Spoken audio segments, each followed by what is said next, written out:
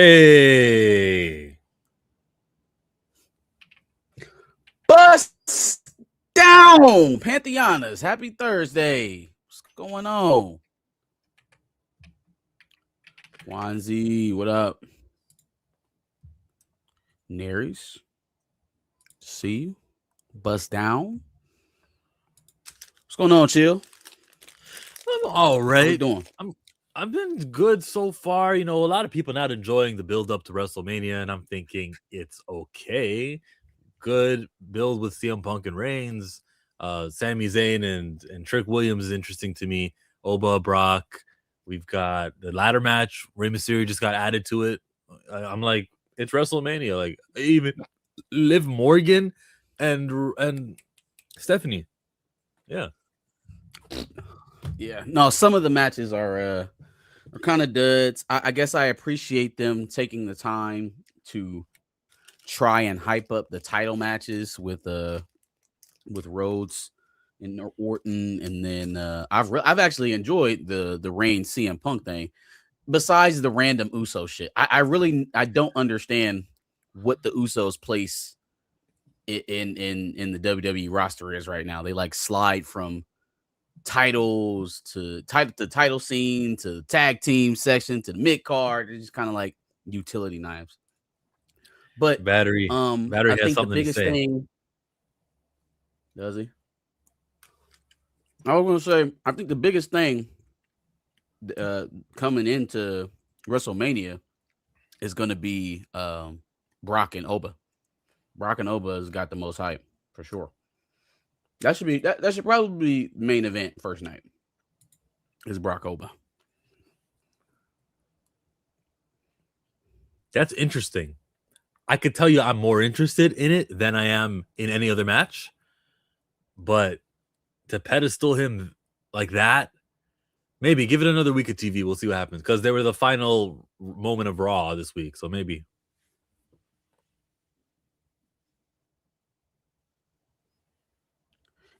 I think it fits. It's what people want right now. You know, maybe kick it off with Rhodes Orton and then close it out with Oba and because it wasn't really going all that well with the whole Drew and Cody saga. It wasn't going that great. But I still don't think like if we had to take a fan poll right now, what are you more excited about, Rhodes Orton or Oba Femi versus Brock? I think Oba versus Brock no-brainer. is the most I've ever been interested this whole season. So that's the one. For sure. Yes. I'm sure we'll cover you know WrestleMania. What the thing with Oba Femi? No, go finish. Oh, the lag is like they did embarrassingly long. Dirty though. Yeah, we got to do something about this. Can you leave and return?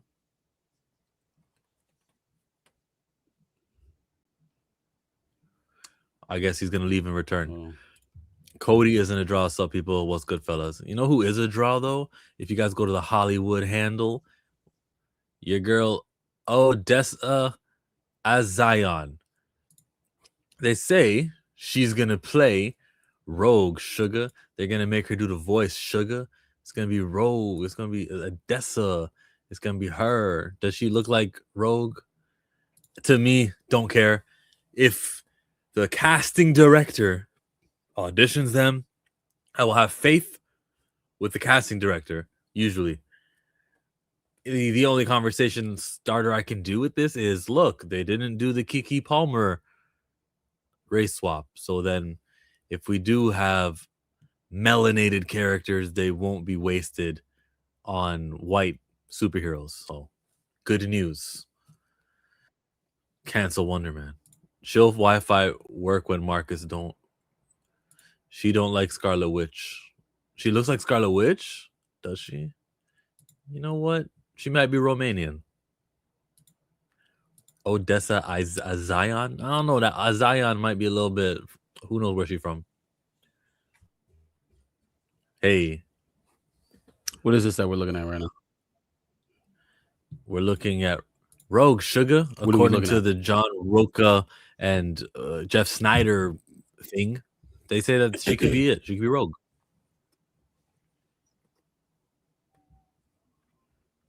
Okay. She looks all right, I guess. She can get the Southern accent now. Yeah, that's kind of the most important thing about Rogue. Oh, she can handle that. Mike said, no, just no. Yeah, as long as she can get the accent down, I guess she looks all right. Does Rogue Comics have a preference?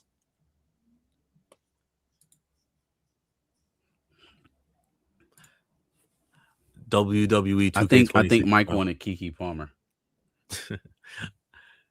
I'm not up on the What drama, about it? no. Yeah, what about it? Road need a wagon, sorry. I just saw her from the front, and I'm not. Wagon.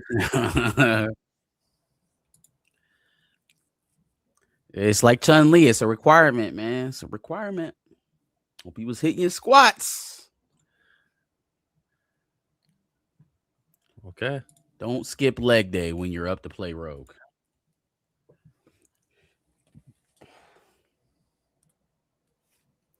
You know what I don't like about it? Honoring artists' imaginations, not imaginations, imachinations. Like, oh, guess what this character's gonna have? round. Well, damn, that's a whole lot of superheroes that look that way. Interesting. Artists. Sure. I think certain characters, it's a little bit synonymous. And then also, I mean, like, is that not real life? Like, do we walk around and everybody has a standard set or a standard rack of every body part? Like, nobody has a prominent butt, nobody has a prominent chest. Is that Did you the hear world what that my we live in? complaint is? My complaint is that I everybody thought you said honoring the fact that they draw it like that. Yeah, but like they draw lots of characters like that. It's just so many. So when I look around in real life, is it like in the comics? Is like 8 out of 10 women really built like that? Not really. I think not so much today though. Like I don't think it's as pronounced as it was like maybe early 2000s comics. I think what you're talking about was probably like trying to think of a run. Like New Avengers, Bendis. Every time I saw Jessica Drew, she was like an OnlyFans model for sure. I actually remember a specific issue of that run where like it was taking her through her whole Hydra saga, and she's laid out on the operating table and they don't do a whole lot to cover her up, whatever. And I think my mom she bought the books for me and she got to looking through and she was like, oh, I see why you want this. That always kind of stuck out of my mind. But that type of stuff was a lot more prevalent in eras past, I think, than it is today. I'm not speaking to the poses or the clothing. I just mean the physical body being that size. Body it shape. Feels like, huh? You like the shape, the body size. Yeah. Like not every woman is that, and no matter who the artist is, like what they're wearing, what pose they're in, that's kind of cemented that that's this bra size is that like it's too much, unrealistic.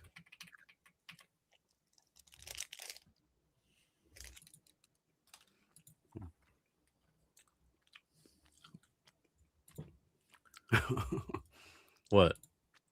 I guess Canadians ain't built like that. Jones down here thick, too.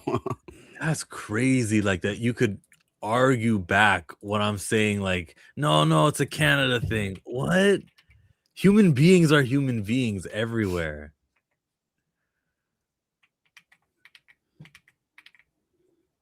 I don't think they draw Kitty Pryde with cheeks. Kitty Pryde is pretty, you know. Jean Grey is pretty much, you know, tall, slender, athletic looking, but she ain't thick. I'm gonna poke some holes in this. Let me think some more characters here. Some more female characters. Let's see who runs out first. Captain Storm. Captain Marvel is one. Yeah. Were you counting Storm as yours? Look like that. Did you count Storm as the one whose No, whose Storm body is isn't like Storm is that? in the thick section. All right, cool. I got two. I got No, Captain Marvel and Storm is Storm. the thick one. You got Jean Grey and you got Kitty Pryde. I'll Jubilee. add Jessica Drew. That's 3. Jubilee. You got Jubilee. See, it's interesting. Like when they start the characters off as young people, that like Jean and Jean Grey is not small either. But anyways, I'll give you Jean just because I know I'm gonna win this one. So then Jessica Drew. You said who? You said Polaris. Okay, how about She-Hulk? That's not fair. Like that's muscle. That's not thickness. She's a Hulk. She's like an Amazon. She's supposed to look like that. Wanda. Okay. Fuck. Is Mary Jane thick? I don't think Mary Jane's thick. Face it, Tiger. You just hit the jackpot. It's the first thing she ever said. Yeah, no, she's beautiful. Is she thick though? We're talking body shape here. We talking body shape. I don't know. Ask J. Scott Campbell, bro. Talking body shape. If we're going, yeah, no, you can have you have to have Emma Frost. You have Emma Frost.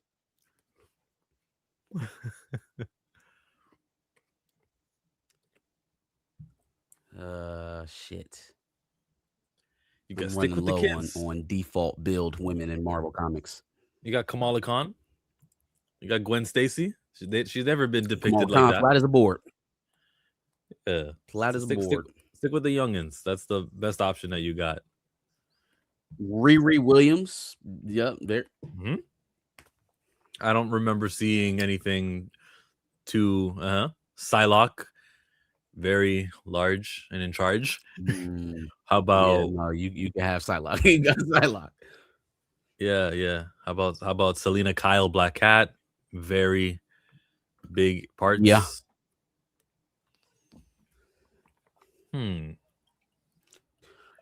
Just thinking of some more women out there.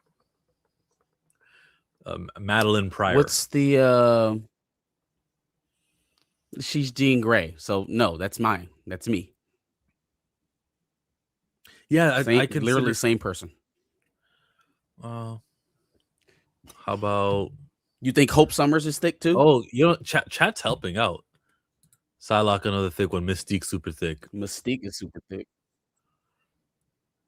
They gave you Shuri. Yeah, but they're helping you. They're getting all the thick people. You got to give me. I need some board built women too, y'all. Y'all got to give me the. I don't think Shuri's been drawing ever like crazy. Ever as like a voluptuous woman? No. Yeah, give me Shuri. I got Shuri. I remember where she was the bad girl and she was like caught skinny dipping naked at a college early on, but I don't feel like that's the body is parts are big and huge and stuff. Monica Rambeau. Oh no, you said Monique is also right. Misty Knight. Mm-hmm. Misty Knight. There you go. And I'd give Photon also. I remember the first time Spider-Man sees her, he's all, wow. Yeah, no, you can. Where does Sue Storm rank on that? If you play Marvel Rivals, Sue Storm is kind of sexy drawing. She's a mom though. And where she becomes a mom, she becomes less.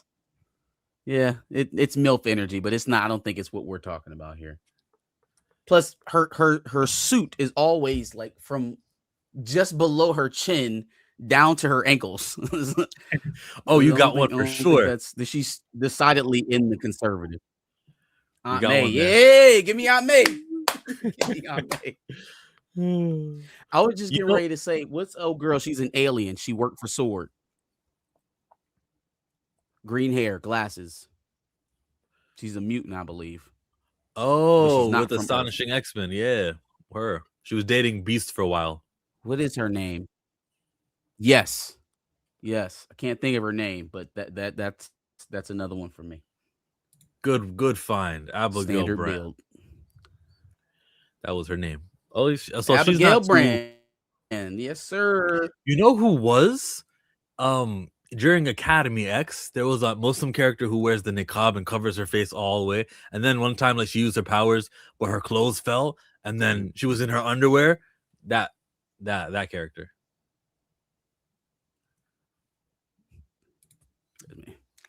Yeah. Shit, Madam Web. Since we doing Aunt May. Madam Web. Man. Agatha Harkness. Uh-huh. Yo, we unlocked Myra something. McTaggart. I think you're gonna Myra win. McTaggart. Myra doesn't have a curve anywhere on her body. Yeah, Moira McTaggart. Yes. Who we got? How Magic about is Chills? That's his side for sure. Damn, I'm not even using Google right now. I wish I could. I think you got me there. Who named more? Did you name more than I did? Because with the old ladies, I think you unlocked them with the old lady pack. I don't know. We kind of went crazy there at the end. The old lady. Spider-Woman, Jessica Drew. There's a good one. Yeah. Yeah, that Agatha Aunt May. Yeah, that was a killer. This guy's like, yo, we got the Elder from Doctor Strange. We got the Elder from Wakanda. We got the Elder. Just go crazy with the elders. Okay. Well, that was fun. Salute to Iconic. He said, what about Magic? Another character who was introduced as like an 8-year-old in giant size. But she hasn't, I don't think she's been drawing too crazy, I think. But I don't know what you mean by that, Nick. Because I think that she's been tame, I think.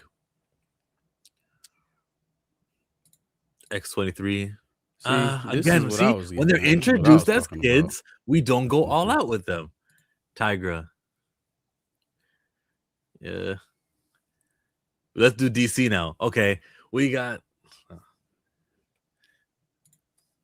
So.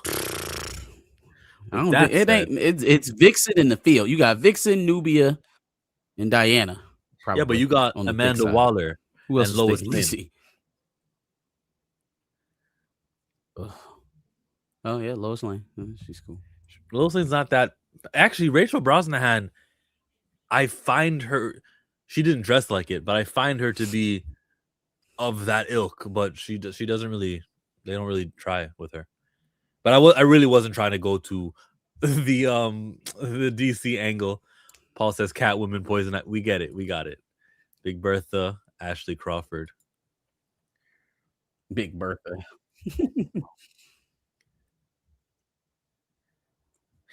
So Harris Dickinson as Cyclops, Sadie Sink as Jean Grey, Margaret Qualley as Rogue, Jesse Plemons as Beast. Jesse Plemons, he was the guy from Like Mike, right? I don't like that. Nah, Jesse Plemons he's a dude from he was in Civil War. He was in that show or that movie with Emma Stone last year where he kidnapped her, thought she was an alien, actually turned out to be an alien. Begonia? He was in Friday Night Lights, the TV show. He was in Begonia. Yep, Begonia was good. That was actually. Guess what else he was in 2002? He was the bully. The bully. He was the bully in Like Mike. Oh, really? Oh shit. Dog, I didn't even pick up on that at all. I didn't think he was in Like Mike. That's funny. Yeah, no, I know him from Breaking Bad. Some of them other movies I mentioned. He's a pretty good actor. He's married to Kirsten Dunst, I think. Good job, Jesse. Good job. And Jeff Snyder reported Peter Claffey as Beast. Noel Gonzalez I as didn't really CinemaCon. like Clemens as Beast anyway. Okay. Asking for my CinemaCon 3 days predictions. I don't have a single prediction from CinemaCon. The studios who want to showcase something will. That's it. That's your lame. turn. I predict that Doomsday will have a spectacular trailer, and Robert Downey Jr. will come out and smack the shit out of Chris Evans on stage and really set the tenor for the movie. The fans got what they wanted. Peter Claffey is the lead of Knights of Seven Kingdoms. Him. And he would be Beast? He's Whatever. supposed to be playing Beast? I think he'd be a good Did you guys Scott. talk about Backrooms trailer? I'm really interested in that. We did, me and Darius did. Is that the horror movie? We did. We covered that whenever the trailer came out. I'm not upset with that cast. They're all really good actors.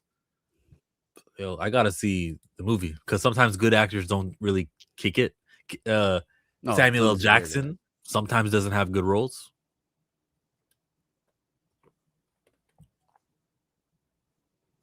And sometimes bad actors surprise you. Or I'll use John Cena as an example. He surprised me in Peacemaker.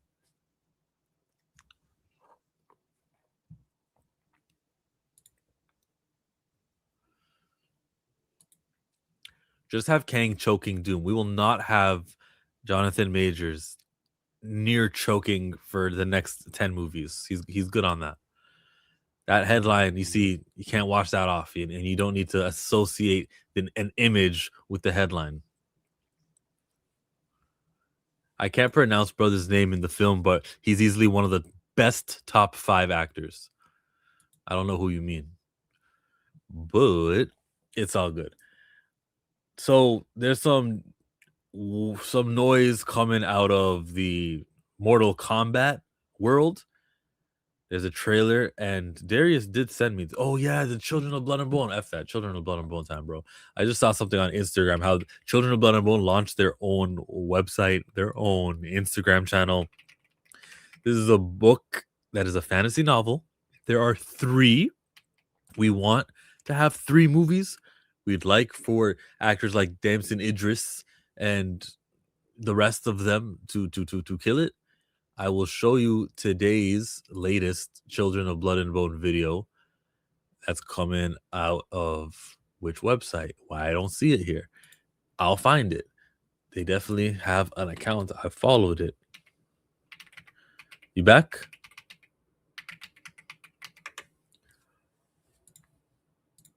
He's not back. I only read book 1. You only need to read book 1, and then you can watch the movie, and then you can go to book 2. Yeah, actually, that's probably the best way to do it.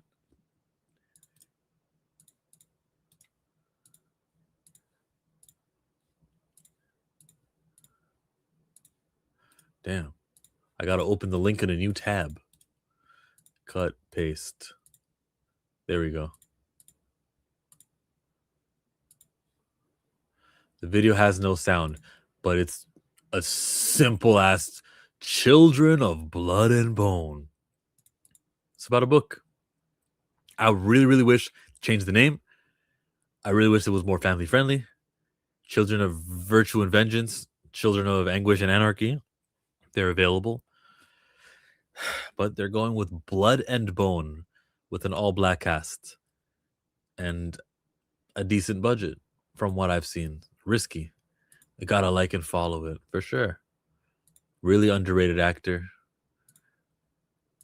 Fabric says, hello. That reminds me to reserve my seat for Mortal Kombat 2 because they went on sale today. Dolby Cinema IMAX. That's what went on sale today? Cool. You know what else went on sale today that none of you guys care about, but only I care about right now? Pokemon Champions, and it's free. You can battle now on your phone competitively. I have the book, still haven't started Blood and Bone yet. Have you read it yet? Yes. Hey, CinemaCon prediction, Sonic 4 and Shadow spinoff with Paramount. Nah, the books are always better. And Jay, the books are better because what we are capable of imagining has no budget and restrictions and is the best because we're trying to enjoy it the best way. And we love it. Some fills have disappointed me after reading book. That's the name, and it's not a kid's book. It's a whether it's a kid's book or not, though, the movie is going to be for the global mass audience of all ages. I know nothing about this Children of Blood and Bone IP. Is it like Afrofuturist? No, nothing in the future.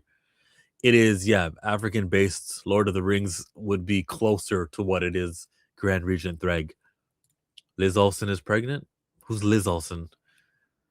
Elizabeth Olsen. Oh, well, is she? That came out 2 days ago. Buggy. Well, I played it today. Definitely don't care nothing about Pokemon. Fine, we won't talk Pokemon then. Shoot. We'll talk about Marcus. Marcus. Hello. There's some other news topics to touch on, and I will touch on every single one of these, including the casting of Children of Blood and Bone, which I'm going to read out. Idris Elba, Tosin Cole, Viola Davis, Cynthia Erivo, Damson Idris, Thuso Mbedu, Lashana Lynch, Chiwetel Ejiofor, Amanda Stenberg. That's how that movie is going to have so much press. You're going to see people like talking to Club Shay Shay. You're going to go see that they're on ESPN with Stephen A. And you're going to watch them all with radio shows, good morning shows. They're like every quadrant will be hit by one of those actors because they are people that you like to invite on your. It's not just like the Entertainment Tonights. It's really like everyone with a podcast is going to invite one of those actors. And talking Blood and Bone. For Children, Blood and Bone, I was just listing the names of the actors. And the lag's gone. Yes, the lag seems to be gone. Yeah. Tech expert. And your camera quality improved also. Yeah, see. Yeah, no, I think you're 100% right. I think when the press run for this comes out, Club Shay Shay, Mello, Gilly and Wallow, Jennifer Hudson, if there's any black people still on Good Morning who's gonna America, dance? Who's gonna do the spirit tunnel? Is gonna be Damson. Because, maybe we'll be having more rumors on him being Black Panther by that time. They're going to want to bring Damson. And obviously the lead actress, the chick from Woman King, who's going to be the lead. They'll probably ask her as well. But Damson for sure.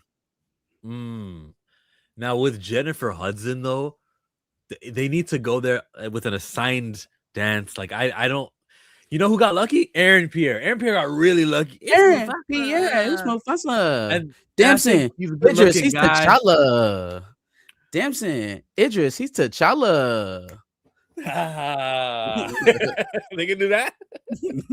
He's T'Challa. Okay. So, Chill, what's the name of the Pokemon game you were talking about? It's called Pokemon Champions. It's the weirdest game because it's free to download and it's just a battle. You can connect your other games to it. The costumes giving Black Panther. Still want Aldous Hodge for T'Challa. Yeah. Puma, I would like him more than I would like Damson, but I would also just love T'Challa so badly that they could hire anybody and I'd be happy. Yep. Still pro Aldous Hodge, but you never know, man. Down the road, there are other characters out there to be brought to life. It's just gotta get the right visionary in there, and then he has to get through the mountain of no sayers in the Disney executive office to actually get it on screen. But don't give up hope on Aldous, man. I think his day is coming. Yeah, he can play Blue Marvel because that's how old he'll be when it's finally time. How many options are there realistically? It's that Bishop, maybe Blade if Mahershala can't do it. Yeah, Bishop, Blade. I mean, if you go over to the DC side, there's you could do. He's already done Hawkeye. We still don't have a Jon Stewart. What? Yeah, we don't have a Jon Stewart in DC. What are we talking about? This is a joke? You're talking about you're talking about Aldous Hodge's character? Aaron Pierre's character? Yeah. That's not just not gonna be Jon Stewart. I guess when they say in brightest day, they really meant it. He could be Icon. I don't know if anybody was ever gonna touch that character, but he could definitely be Icon. That's interesting, man. If we can settle the lawsuit nonsense, the rights ownerships and stuff, just like Milestone, it's me, it's Chill. Okay. They using your characters can do exponentially more then you guys can alone. We saw what you guys tried to do the last 5 years after Milestone 2.0. Just sign a little something and just let DC make Static and Icon big. Yeah, I would like to see. I would like to see some more Dakota City characters make their way back in publications. And to be honest with you, there's so much untapped potential. Like if you were even thinking about bringing on a black character, no disrespect to Mr. Terrific and James Gunn, right? But if you were even thinking about doing a black character in DC, I don't know how you get two brain cells into that thought process and not be like, oh, but Milestone over there. You know what I mean? Like, what are we doing with black characters if we're not even dipping our toe into that? And it kind of shows in what they've put on screen so far. Grand Region Thrag says Milestone doesn't want to share the character. So thank you for checking me. However I worded it, let me rephrase it. Okay, while I don't understand what's happening, I know that there are issues with agreeing on something and letting it go out. So whether it's DC playing the hardball negotiator or Milestone, one of them are. So whoever it is, it could be Charlotte Fullerton. That is the Snow Bunny. And it could also be James Gunn and Zaslav and them saying we want more and more in perpetuity and toy sales and whichever of the two parties, guys, figure it out, bro. Maybe they're not even interested in doing Icon or something because racism exists. But salute to all black movies like Yumi and Tuscany, which is going to be out like in 10 days from right now. And Yumi and Tuscany are going to be it's a romance film that there's another romance film. I just saw Tori and Rain talking about it. It's a romance film that another black romance requires this movie to do well before they greenlight her script. A little silly. Number one, I mean, imagine saying because Kang Dynasty failed that like superhero movies aren't being able to be made anymore. Right. So like even just the idea, even if it was adequately represented, and because I guess this is a Will Packer movie, but the directors, the writers, they're all white. The backdrop of the movies in Italy, like is it a black movie? I guess. Yeah, sure. Two black leads telling a black love story. Sure. We aren't driving the boat. And so it feels a way for that movie to be the barometer on whether or not we get another one of these movies. It's a bit weird. I have heard good things about the movie though. That if that's a silver lining to it all. I've gotten a couple good reviews on it since it's been out.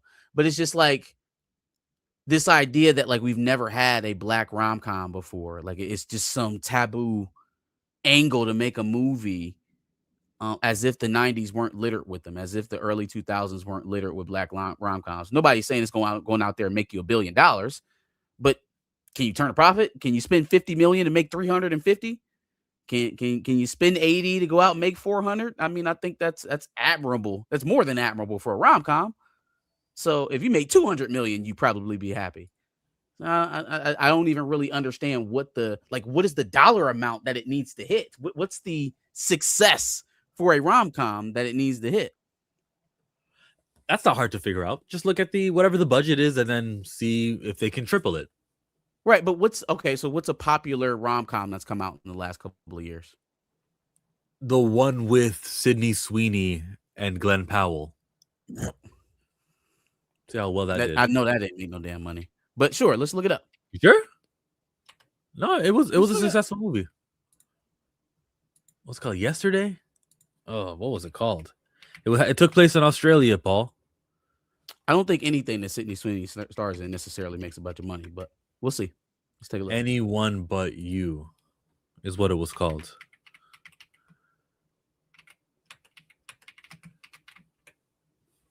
In 2023, it came out. Oh, it grossed 220 million. That's what I'm talking about.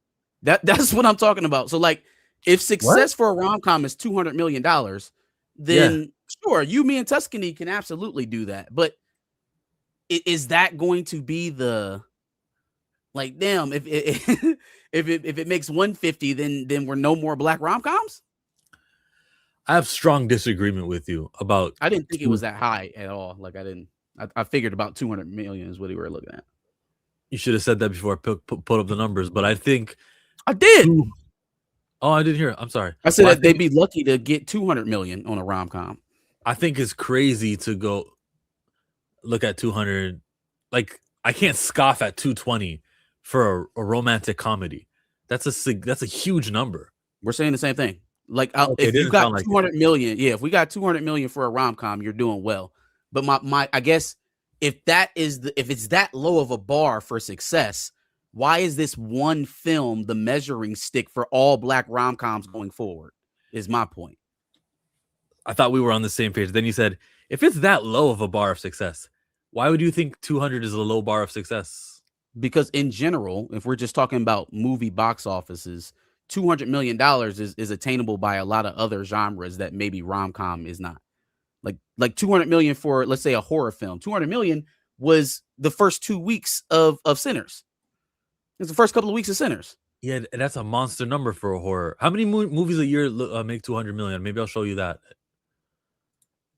I don't know, but I know rom-coms don't fill up, is not very high on that list. And so again, if rom-coms already don't make a bunch of money, why is money the determining factor to whether or not we get more black rom-coms? If they already don't make money, why is money the measuring stick for whether or not you're going to make another one? Uh-huh. I mean, I got at least 5 films off the top of my head last year that made more than 200 million. So, I mean, I think I know 5 films made over 200 million, but there's plenty of them. But there's more. There's so many movies that don't come out. So I'll just skip over to 200 and we'll go to here. There's 28 movies that have grossed above 200 million last year, and then everything else. Okay. So I don't know if you're working for your argument against it. So now you're telling me there's only 28 films that make more than $200 million. There's only 28. You didn't say 28 rom-coms. You said 28 films, period. So if this film in this particular genre is not one of the top 20 films that year, we can never make a movie in that genre again? That makes sense to you?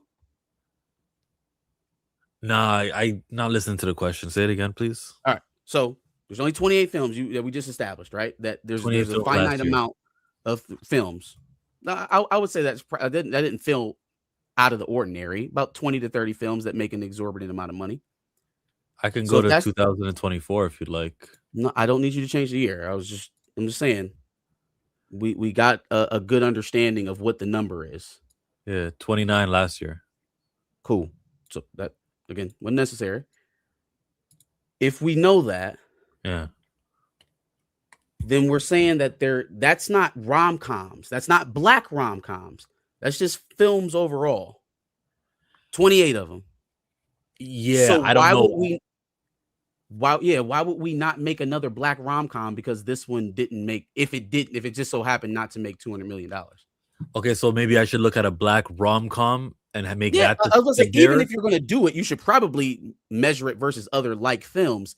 But in a general sense, in a genre that doesn't make a bunch of money, or in the sense that it makes more than 200 million, which you just established, not a lot of films do that. Why is that the measuring stick for the genre? Maybe not a specific creator or an actor as a lead, but you're saying you're not going to make any more black rom-coms? Like it can't come out unless this one is one of the top films of the year? So it's a high bar, not a low bar. Sure. Either way, I feel like it's ridiculous to make You, Me, and Tuscany the measuring stick for future black rom-coms. I understand it. I guess we just disagree on that. Yeah, why this film? What makes this film the do or die? I don't understand. Because it's the most recent. Again, but what other genre do we do with that with? Do we say that with horror films? Do we say that we let horror films fail up and down? They don't stop making horror films. What is so special about Yumi and Tuscany that it has to be the determining factor for any future black rom-coms? I'd say horror films happen so often, and there's so many of them, and so many examples of successes. But if I'm thinking of black rom coms, not the ones that go to Netflix and Prime, if I think about it, a romantic comedy, I can't think of one that came out last year or the year before. Well, they don't make a lot of them, but that only helps my point. Like, No, that is there's already so little of it being made. So maybe that the suggestion is you have to make a few of them to hit a Sinners like reaction, or like you only hit the shots that you make, or excuse me, you only hit the shots that you take. yeah. And so, like, if you're not making the movie, then yeah, of course there aren't a lot of black rom-coms being successful because they aren't being made. Right. I think we are both angry equally at the studios for exercising exclusion. Sure. But I feel like the kind of line that they set forward is setting the future projects that may actually be spearheaded by black creators unfairly. Like, if you're sitting up here telling me that my project is on the ice for this guy over there, and you're specifically, excuse me, designating my project as a black rom-com. Yeah. What a bad news story, or what a bad like effect or subject result of a survey. What a bad survey. Like, why is the white directed, white White produced, written, yeah, even though that's they got black actors in the forefront? Yep. Why not have the black director who's probably going to infuse more culture in it? It's not going to be in Italy. Why not have that one be the one? That's just the way that would be the one. That's just how that's just the gamble, bro. To them, though, to the eyes of the studio, it's Reggie Jean Page and it's Halle Bailey, and they're like, okay, that's enough. Like, it's enough to grade it. Even in that, like, I get that, right? Because those are very popular names right now. But even in that, what box office success has Reggae Jean Page showed you as a leading man? I don't know how good Dungeons of Dragons. Oh, as a leading man, did he lead in that Dungeons? I don't know if I didn't watch it, so I have no clue. What up, Darius? What's good? What's good? What's good? We're good. Chatting up about Yumi and Tuscany. The basis of the conversation is there is other potential black rom-com projects being, held up by the potential success or lack thereof of Yumi and Tuscany. And so me and Chill were going through that. And I don't know. What do you think about it before I give my spiel? And you said a lack of black rom-coms? Well, so I guess there was a specific story about a creator being told that their project was being kind of reviewed and based off of the success of how Yumi and Tuscany does. Now, mind you, the director of Yumi and Tuscany is a descendant of the Caucasus Mountains, and so is the writer. So there is that. Now, you got black love. Does this person that was told this, is there any relation to their project, their company, anything with you? Just the studio. Just the studio. No, it's not. I don't even think it's the same studio. That's crazy. It's not the same studio. Yeah, she was just like, some random movie about some people who I've never met are going to determine whether my movie gets greenlit. She made it clear, that's weird. This is trash. That's trash. I can see if it was same studio that was making the project. Like, hold on, we already making a black thing over here. Let's see if this black thing works. But like, you judging off of somebody else's black thing? Well, that's like saying if Doomsday does good, we'll make Man of Tomorrow. You feel me? That's the exact example I use. I was like, so after Kang of Dynasty, we should have never made a comic book movie ever again. Like, it just shouldn't have happened. Although in 2008, I'll even go before that, Xmen, Spider-Man, Blade, we did have movies prove themselves in the field to warrant to the next one. I guess the better question is if Iron Man fails in 2008, do you think that they just never try again? Or do they just reboot like they always do and let somebody else take a swing at it? Yeah, they're more likely to try again by the time we get to 08 Yeah. for Iron Man. Yeah. There's also going to be another romantic comedy, black led, directed, produced. It just might not be next year.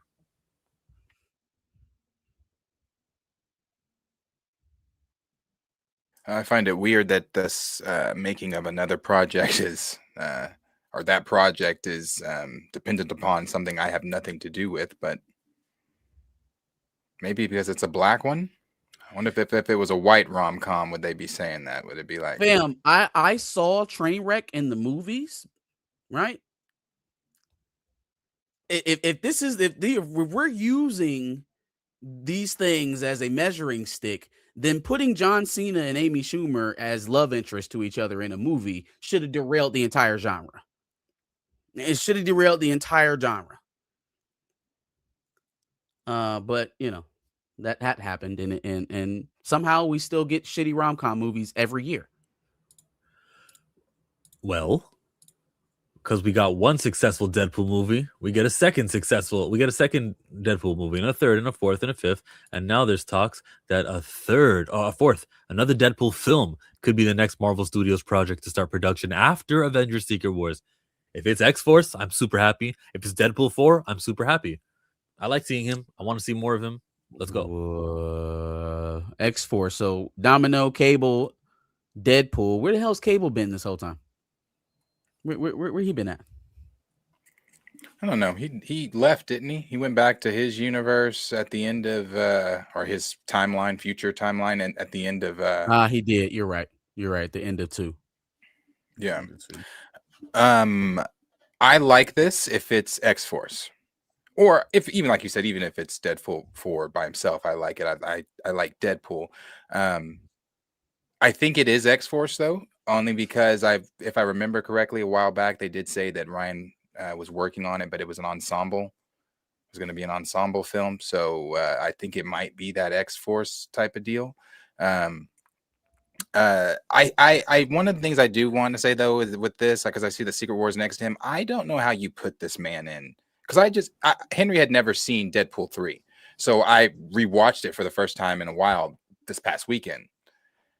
I don't know how Deadpool is in Doomsday or Secret Wars because it's such a serious movie, and he's so when Wolverine said say one more word, and he was gubernatorial. I was just like, that's how is this going to work in serious moments with him in Secret Wars and in Doomsday? Oddly enough, I think Deadpool's humor works better in serious moments than the standard MCU stuff does, because he's such a farcical character. Since his nature it's kind of like Spider-Man, right? His thing is to talk shit while he's fighting.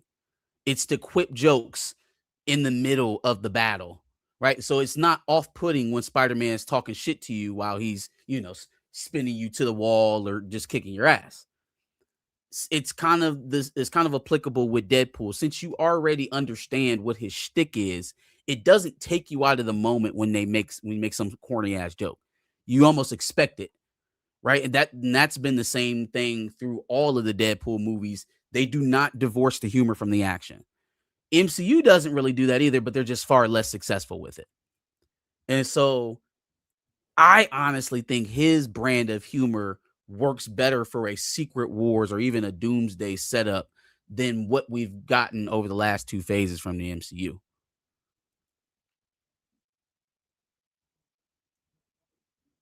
Because Deadpool can take you into a situation where literally everybody's about to die and still give you a one-liner that makes everybody pause and giggle. And it doesn't snap you out of the moment to where it's no longer consequential.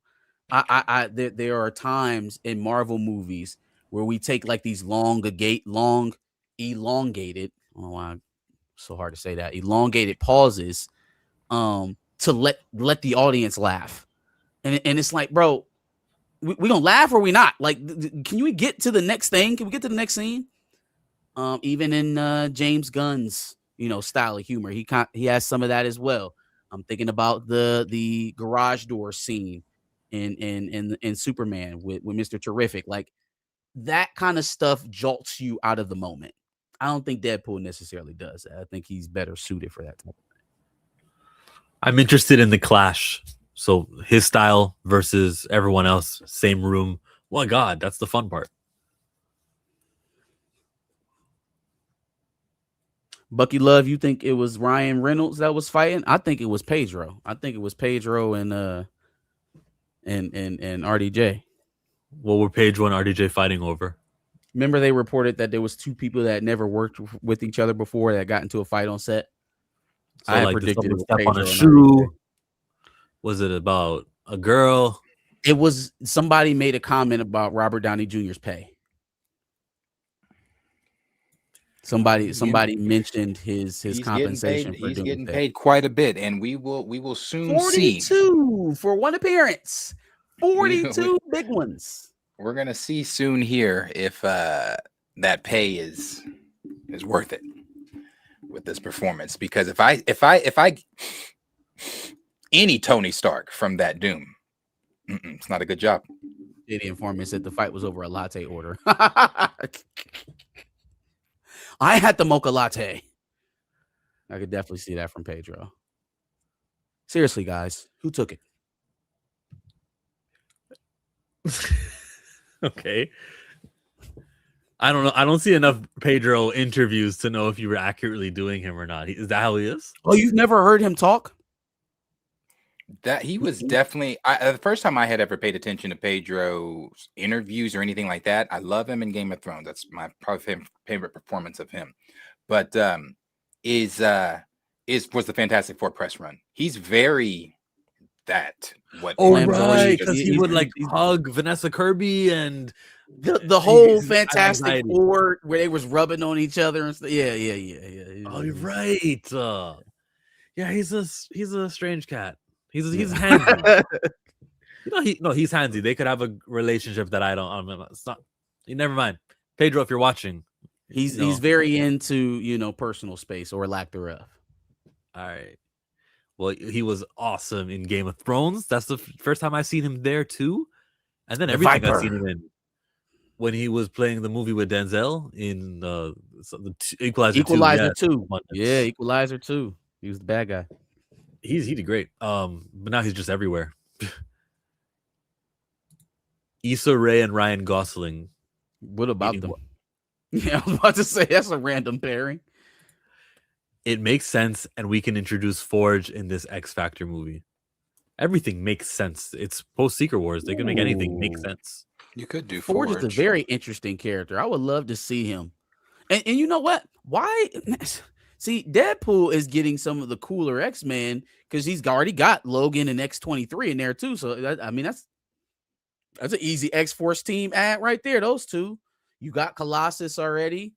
I don't know who Exploder Chick is, but she's pretty powerful. They got a pretty good squad. Even if they don't cable back.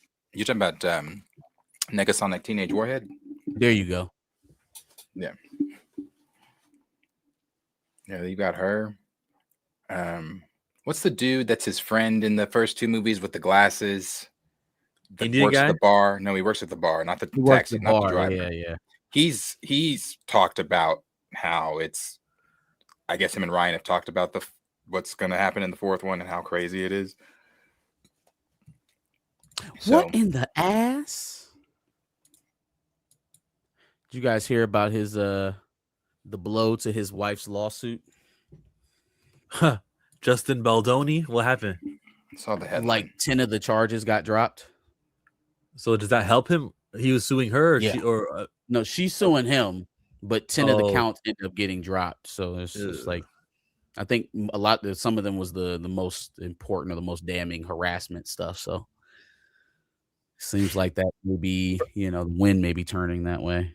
Who knows? From my memory, they released footage and it was just silent and it was just the film filming them and they were like lovingly looking at each other because that's what the movie required.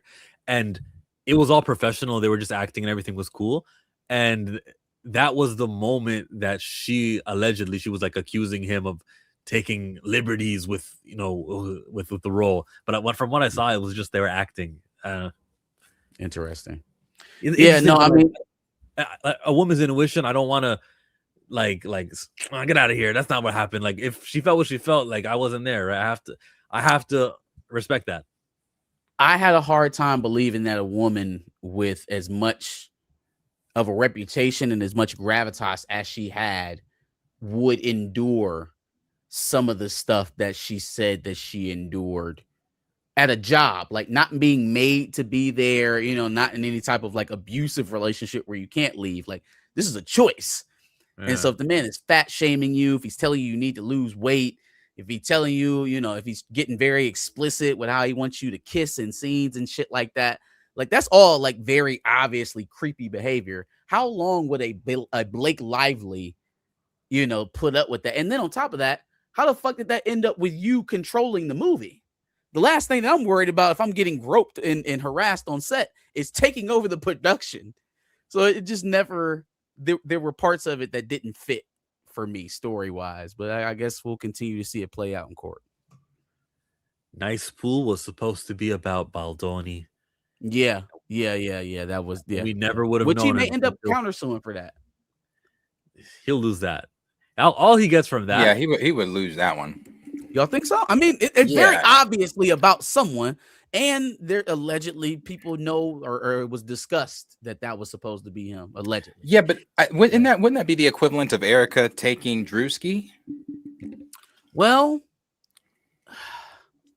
I don't know. He would have to prove that it caused him some sort of damage reputationally, and prove that it was on purpose. The on purpose part is him allegedly discussing the fact that it was meant to be Baldoni. So that's check on that one if he has it.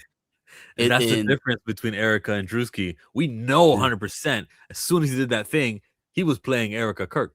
When we saw Nice Pool, I wasn't thinking, oh, that's Justin Baldoni. You're right. Not until Pam explained it to us that was supposed to be Baldoni, I think. And I mean, she explained it because Justin Baldoni was the one who complained about it. So he really just told on himself. And he's not going to win anything of it. It's kind of embarrassing. Like that's going to be out there, and you're not even going to win anything. Everyone's just going to laugh. That was about him, wasn't it? I think I remember saying the same thing you just said. Like, damn, you could have just sat quietly and not said anything to anyone. Now we all know that you're Nice Pool. I watch a lot of Judge Judy. If he brought that in front of her, she would say, "Grow up, sir." If he brought it in front of Judge Judy, "Grow up, sir. Case dismissed. Your counterclaim's ridiculous." Where did she practice law? Judith? Yeah. I'm not sure where Judith Shineland practiced law. She sounds New Yorkish. I think she is. I think she's Jewish for sure. I think she's Jewish, and she's definitely like New York, Italian, maybe. I don't know, but she's definitely the way she be talking to these people, boy, be having me crying. That would get dismissed. All right. Well, how about Mortal Kombat 2?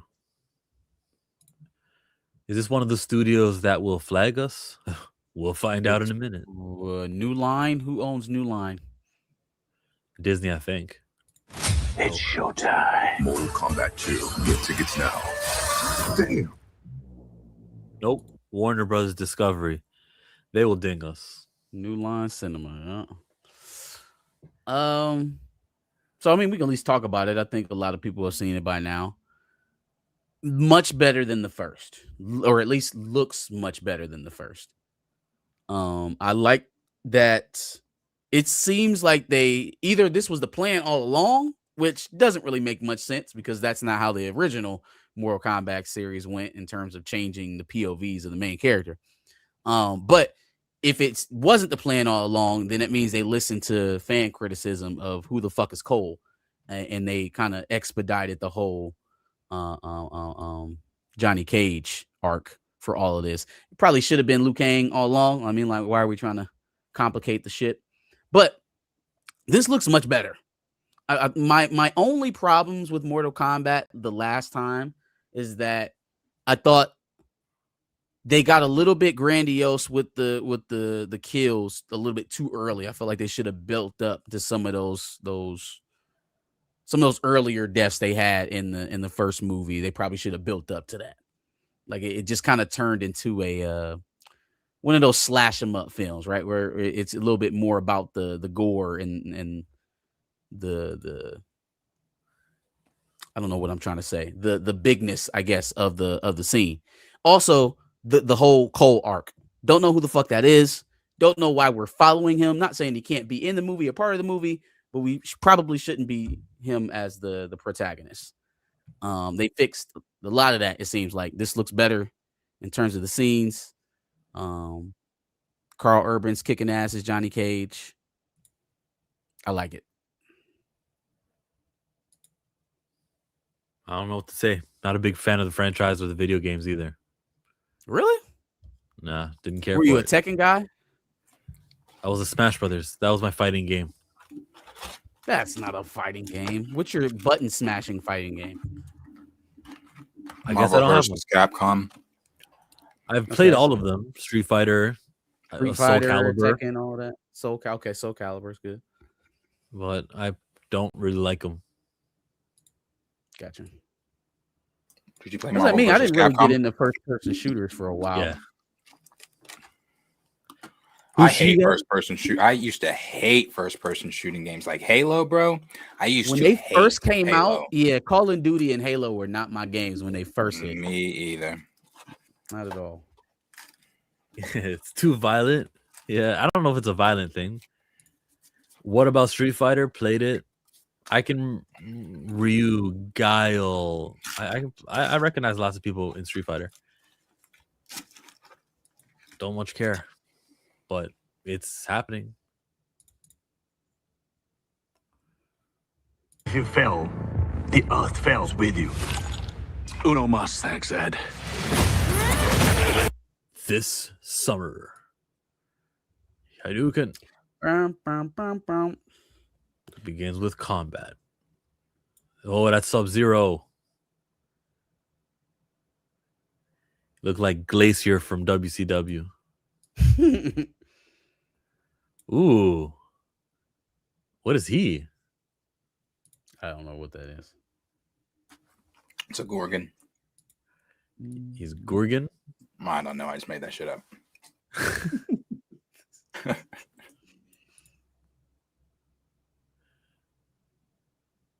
That looks good. Scorpio. Nice. Peon. Mortal Kombat 2 rated R. Get They even Well, they played put this the old song. music on there. Yeah.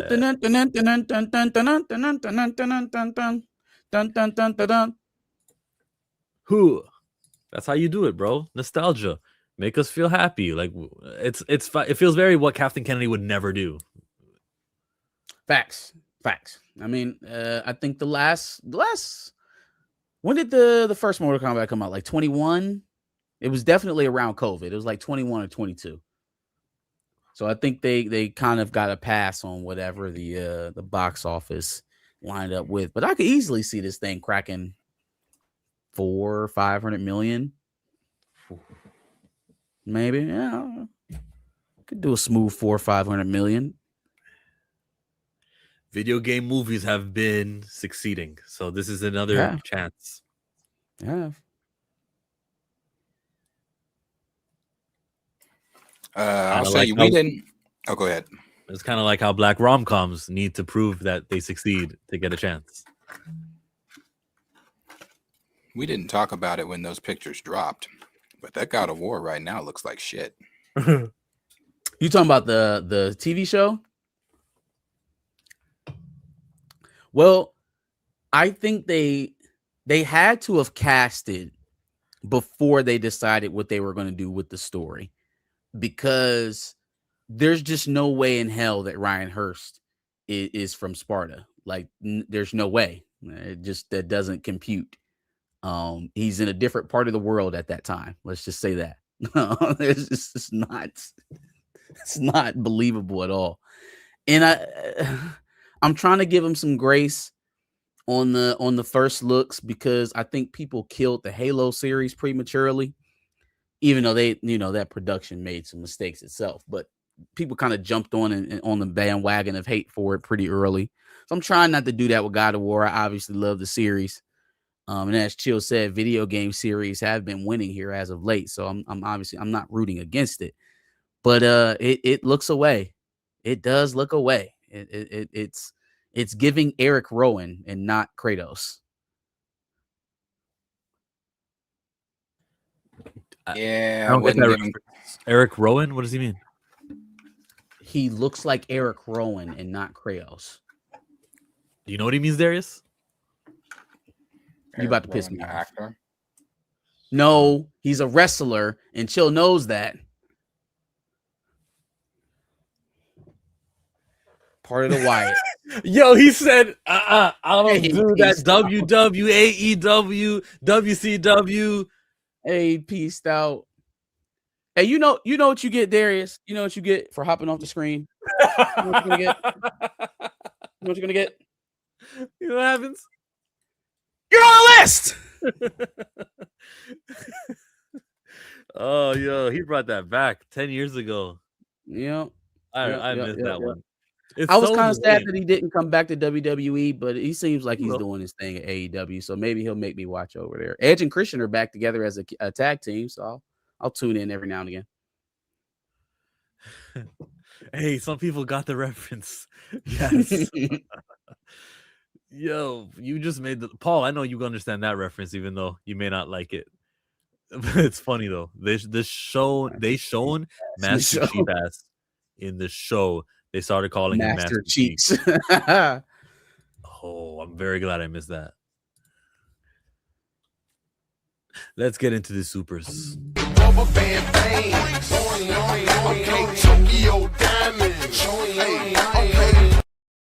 What makes more, He-Man or Mortal Kombat 2? Hey, no That's a fair lie. question. He took that shit out of my brain. I was going to ask you that until we got onto this whole other conversation. But literally, I was like, what do y'all think makes more, He-Man or Mortal Kombat? So I guess I'll answer it first. Mortal Kombat. Mortal Kombat. I got a lot more faith in Mortal Kombat. Plus, this is the second iteration of Mortal Kombat, so it should have some residual fandom there. I'm glad you said that, because I have an opposite opinion, and we're going to need Darius to be the tiebreaker on He-Man or Mortal Kombat. I like the trailer for He-Man way better. It felt more higher production, so which means it'll have a higher marketing cost, which just leans it'll most likely make more money because of how much they're investing in it. It would be if He-Man beats the second iteration of Mortal Kombat, then He-Man's trajectory is pretty high. Like we're talking, you could probably build out a universe around He-Man by the time you're at the trilogy stages of it, because that would be a pretty big feat. You at that point now you're talking about 6, 7, maybe even $800 million for He-Man. That would be very impressive for a title from the 80s that hasn't really been touched all that much. And when it was touched, it wasn't all that popular. So you mentioned earlier that Mortal Kombat was in 2021, and during the lockdowns, they would put a movie on HBO Max on the same day as it goes to theaters. So while I look at this and I see 84 million, it doesn't really tell the whole story, but it's, I don't know what I can extrapolate out of this, that it only made $84 million. It was it's exactly what you're talking about. It was the day and date release. It's the same reason why I don't really give Tenet's box office numbers any real credence, because if I can sit down in my house and watch it the same day it comes out in the theaters. Is that right? I knew it went to theaters. I didn't know it came to theaters and streaming the same day. Tenet was the first one. It was the very first one and that's why I think Woman? Nolan sued over Tenet because they were going to release. Yeah, I know he was upset. I missed that part of the story though, that it was also on streaming on the same day. I thought it was only like he was mad that they put it on the movie theaters when they shouldn't have. That's crazy. Yeah, then great on Nolan to leave them over this. Another movie was The Suicide Squad. Remember that? Idris Elba. Yeah. Oh, that one made 168. Another one was King Kong versus Godzilla. I actually saw that in the theater. Did you? Godzilla vs Kong that made 470 million, and that one also went to streaming. So you see, maybe now if I go back to that first movie that I showed you, where Mortal Kombat made 84 million, maybe then I can look at that poorly because it had no effect on Godzilla. I mean, it's fair. I mean, that's fair. I mean, if Godzilla can make close to 500 million, I think at that point, because of it was Godzilla versus Kong. So, right, that's the combination of 3 Godzilla movies and at least a Kong movie before, they got to Godzilla versus Kong. So it's kind of like comparing a late stage Avengers movie to a brand new DC project. Yeah. Right. One is established and has been building on that property for a while, and the other one is just budding through. But even still, I don't think that makes up for over $300 million worth of difference. So, yeah, they probably should have made a little bit more money. I'm not expecting this thing to crack $1 billion anyway. So, again, $400 million feels doable for Mortal Kombat 2. Okay, then. Metal Gear Solid movie is currently in development. Zach Lipovsky and Adam B. Stein are set to direct the film, whoever that is. I'm hype about this one. If you took Terminator and like Mission Impossible and mashed them together, that's what you got with Metal Gear Solid. This is a game that I played religiously on PlayStation, on the first 2 generations of PlayStation.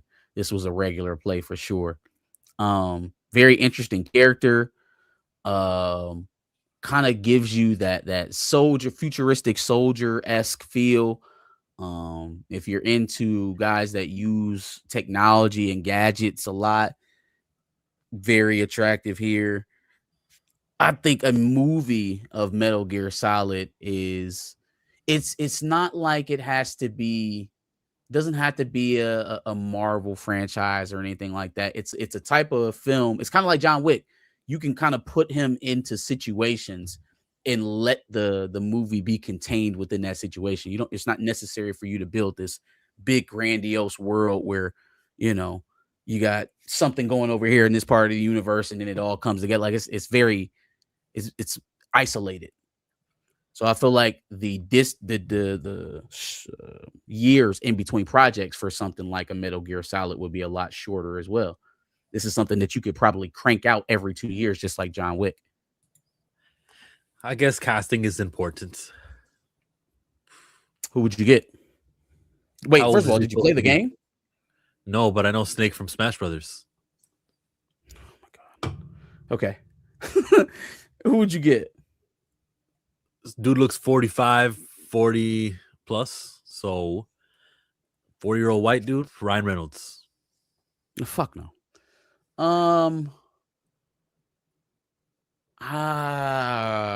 Yo, who's that guy who plays Rick Flag Sr.?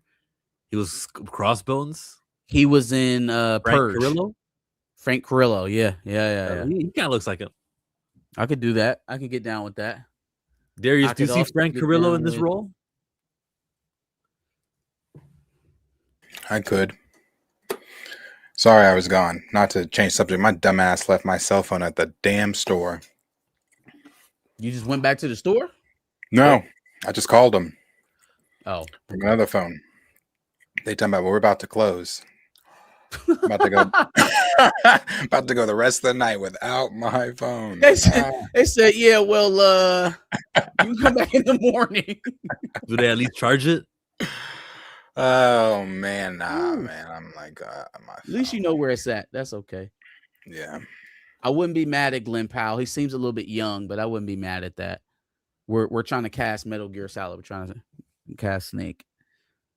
I'd go Carrillo before Powell. I'm trying to think. Maybe Eric Rowan. I played this. This was a fun. This one was fun. I rented this. Okay, so hold on, wait. Ryan Hurst was in Sons of Anarchy. He played Opie, best friend of Jax, guy who played Jax Teller. Can't think of his name right now.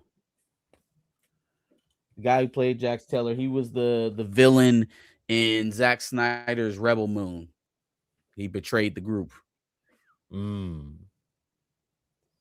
Can't think of his name. Him. Charlie, The guy go that they berserk on you for forgetting a name. Charlie Hunnam from Sons of Anarchy. Yes. Charlie Hunnam. Oh, I had another one. I just lost it. Somebody said Jensen Ackles. I think you go opposite of Jensen Ackles if you do this. I think you go Jared Padalecki. Jared Padalecki sounds like a swear word. You go Sam instead of Dean on this one. A little bit taller. Put a beard on him. Kind of fits the grizzled look. Is this first watch for you? Season 4? First watch through? Congratulations, man. Enjoy. Jake Gyllenhaal, yeah. I have a hard time taking Jake Gyllenhaal seriously when he gets like a serious face. You ever seen Jake Gyllenhaal in like a war-esque movie where he has to handle guns? I think my line for Jake Gyllenhaal is like a cop. He can be a cop, but once you try to convince me that Jake Gyllenhaal is a soldier, I just can't take it seriously. Oh, I know who that I was going to say. The guy that they wanted to be, that was rumored to be the next Batman in Brave and Bold. Skill nerd. Him? Yeah. He's young, though. 30? He's younger, but if you're planning to do a prolonged series like that, maybe go ahead and get you a 30-year-old. Tom's a little short for this. He's a little small. I got someone. Him. Jeffrey Dean Morgan. How old is Jeffrey Dean Morgan? He might be in his 50s still. Maybe 10 years ago, I would have been down. Oh, no. The guy, he's mad at James Gunn because they canceled what's the guy? Swordsman. He's a Xmen expert sharpshooter. He's got the monocle. DC. He's an assassin. Deathstroke. Wade Wilson. Deathstroke. Joe Manganiello. Yeah, they were. He was mad because they canceled his project. Joe Manganiello could probably be Metal Gear Solid. Yeah. There we go. You got it, Hollywood. Pantheon. WB is dead, says aggressively relaxing. What it is now will continue to try and cash in on WB reputation for art, but old WB's artistic integrity is gone. My pushback to that is like, what studio isn't this? This is all the places are not very creative, but let's point at leadership instead of calling out the whole WB. Also, I feel like there's studios within WB that are still thriving. Like, I don't think there's anybody making short series better than HBO right now. Iconic says, what video game franchises or comic book character you guys want to see on the big screen that hasn't been done yet? Blue Marvel. Video game, though? Blue Marvel. Static. I want to see a Static video game, too. Oh, but what's a video game character I'd like to see? Everyone's saying Super Smash Brothers for good reason. That'd be nice. A video game we'd like to see come to life? A Pokemon movie would be crazy. A real one. They could reboot Uncharted. Like I feel like we could do Uncharted correctly and actually cast an old man as Sully. They've done every video. They've done Pac-Man. What? I'd like to see Star Killer. Great. That's my answer. Video game.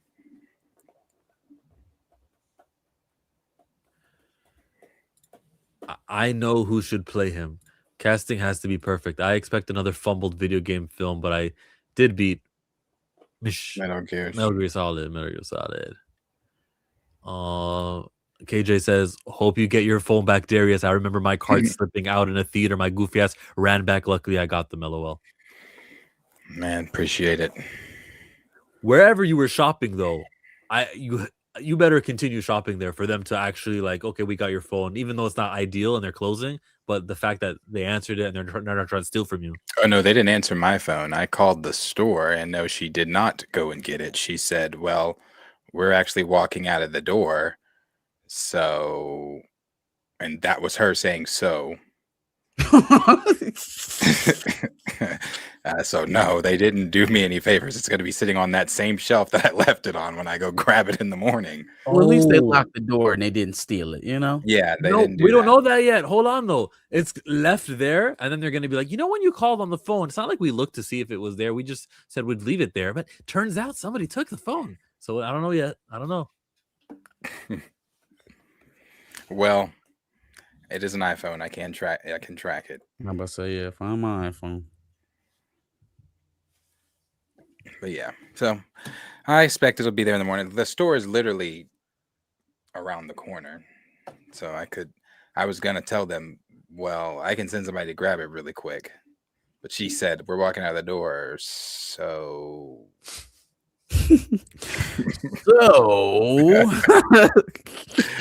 she probably been there all day. So I understand, man. I understand. I've been like, shit, I'm ready to go home, bro. Creator said he wants Tom Burke. Black Snape meet Black Where do I know Snake. Tom Burke from? Cast Papa. Cast Papa. It'd be a better role for him than Snape. Did you guys watch? Probably not. I did. The HBO Inside the Magic of the Harry Potter deal. I saw the preview. I didn't watch the whole thing, though. I watched it. Even the little personal sit down with him, he's not Snape. All the little characters, except for the main kids, did sit downs with like, oh, the set was this, and it was so magical, and they talked about, their, I guess, kind of first times with Harry Potter. He talked about his first time with Harry Potter, him being British and from London and all that kind of stuff, and he was just talking about, oh yes, we could. I don't know, you gotta go watch it. I was just like, yeah, brother, I'm still not getting.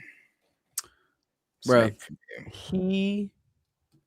I think that they're going to severely change the story for him.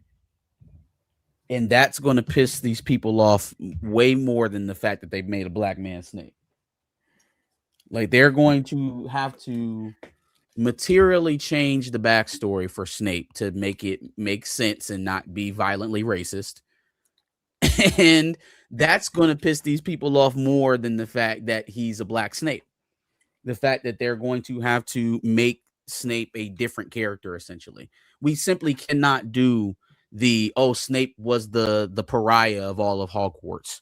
We cannot do, he has greasy hair and disgusting looking skin. We can't hang him from a tree with James and the Marauders.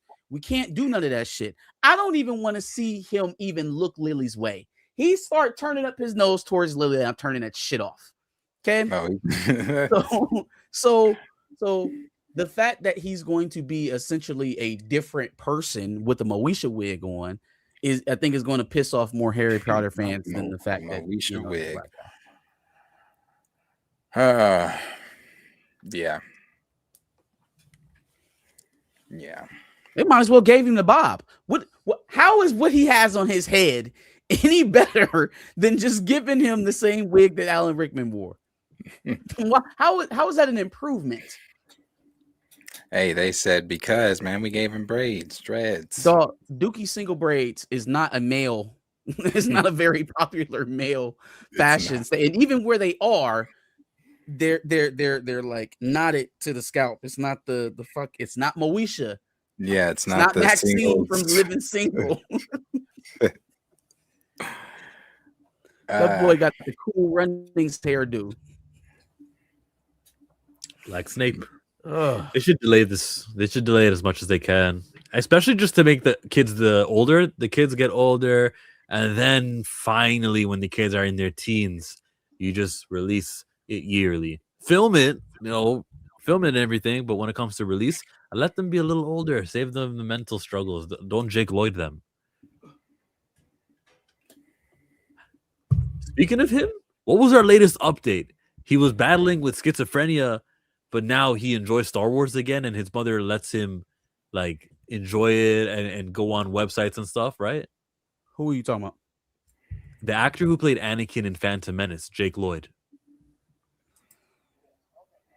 How old is he now? He's not an adult.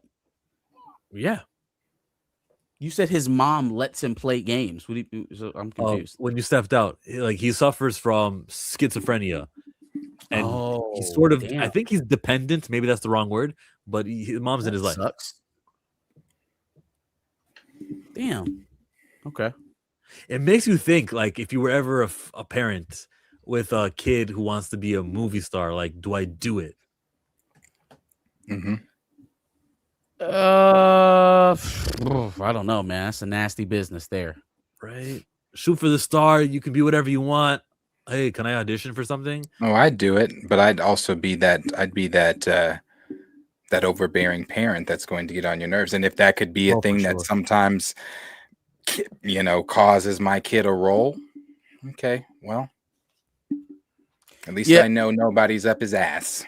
Definitely have to commit the time. Like that would then become my full-time job. Obviously, we would have to make sure it's viable. You gotta make sure you're good enough to pay these bills. But yeah, that would become my full-time position. I don't think I would ever let my child be alone on set or in any rooms with any of these people. Now, why did the Harry Potter 3, all the kids, Draco Malfoy's actor also, why don't we hear anything crazy coming out of them when we did from Phantom Menace, who was in 99, a lot of the Nickelodeon stars? Why, like, what's the difference there? I don't think there's really any. I don't know if there's really difference. Just like paths. All these people take different paths, make different choices, shake different hands. Luckily for the Harry Potter people, Peter Jackson wasn't a Nickelodeon. What's his name? Dan Schneider. Mm-hmm. So yeah, just different. It just depends. I guess really just depends on where you land. Some kids you really were shaking hands. Some kids were shaking Dan. You're not going to know from just shaking hands with somebody you first meet, that's promising you to be the next whatever that's secretly there into kid shit and feet and whatever else Dan was into. Yeah, that's what I was getting at. I don't think that not to call them a moral studio or anything like that. I'm just you seem to have a little bit less of a public track record of large scale abuses of talent at Warner Brothers compared to Nickelodeon and Disney. You either Zendaya or Amanda Bynes. There really is no in between for child actors, man. You are either Christopher weird Columbus, or insanely popular. So what's Raven Simone?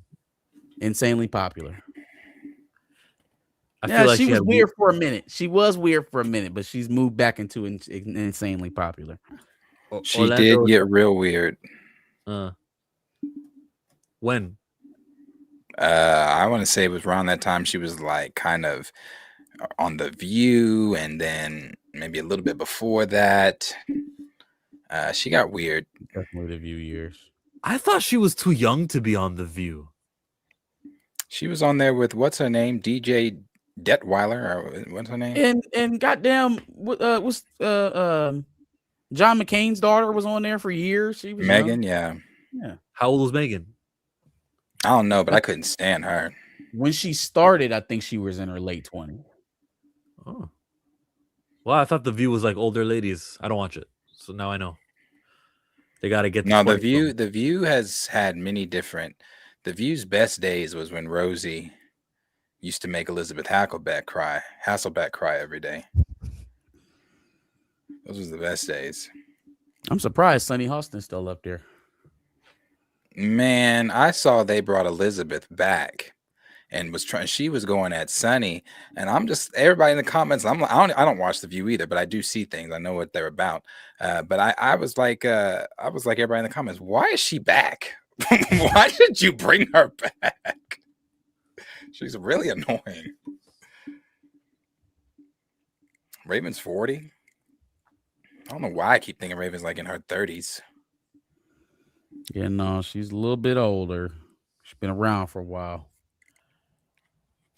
She can do so much too on TV. As a 40-year-old, you can play the mom in a TV show, go 7 seasons.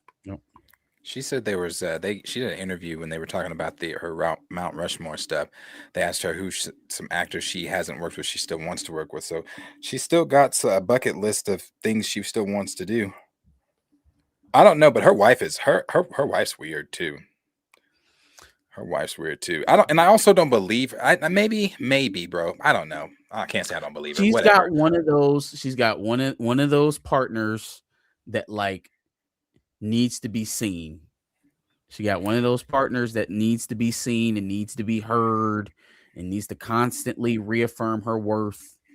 Her handler. Hey, listen, you said it. Hey, that's not far off. But when she got out there and was like, I've never even seen that. So Raven, girl, stop, man. So why you got like that's a good thing? You've never seen your wife's work and you're bragging about that? I wonder. And then, but no, Raven said they watched it and she said she just didn't understand. I want to make sure. Let me make sure. Didn't understand what? The girl has vision. She solves problems. What is there not to understand? The theme music explains it. Fuck. Let me make sure.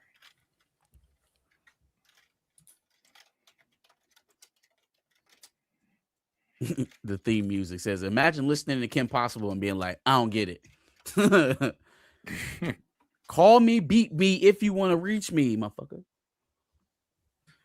Wait, is there a theme song that doesn't explain what's going on in the There's show? 104 days of summer vacation. They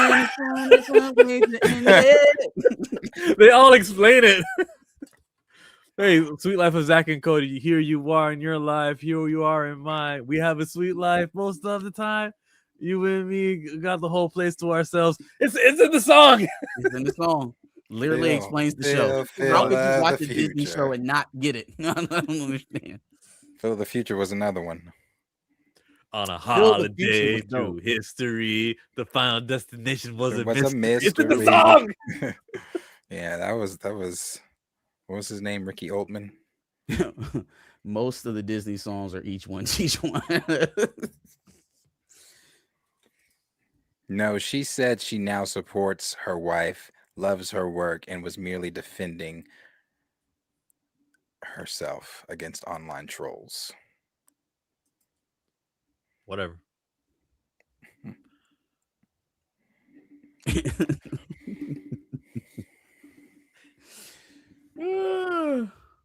It wasn't Beverly Hills 90210. It wasn't Gossip Girl, obviously. Why would we be watching that? Sister. Sister. Never know how much I missed you.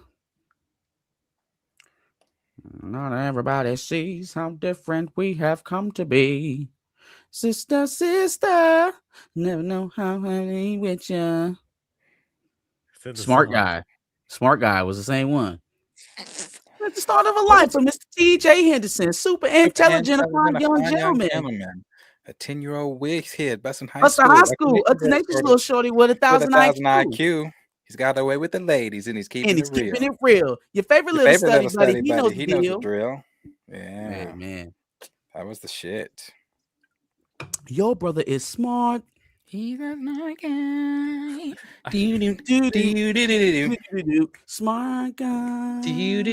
Smart guy. He's a smart guy. I'm sure they heard that way out of sync, but we tried. Yeah, smart guy. You know what? What song doesn't explain it? Like they all do. Every kid's show. Power Rangers. Even Stevens doesn't have words.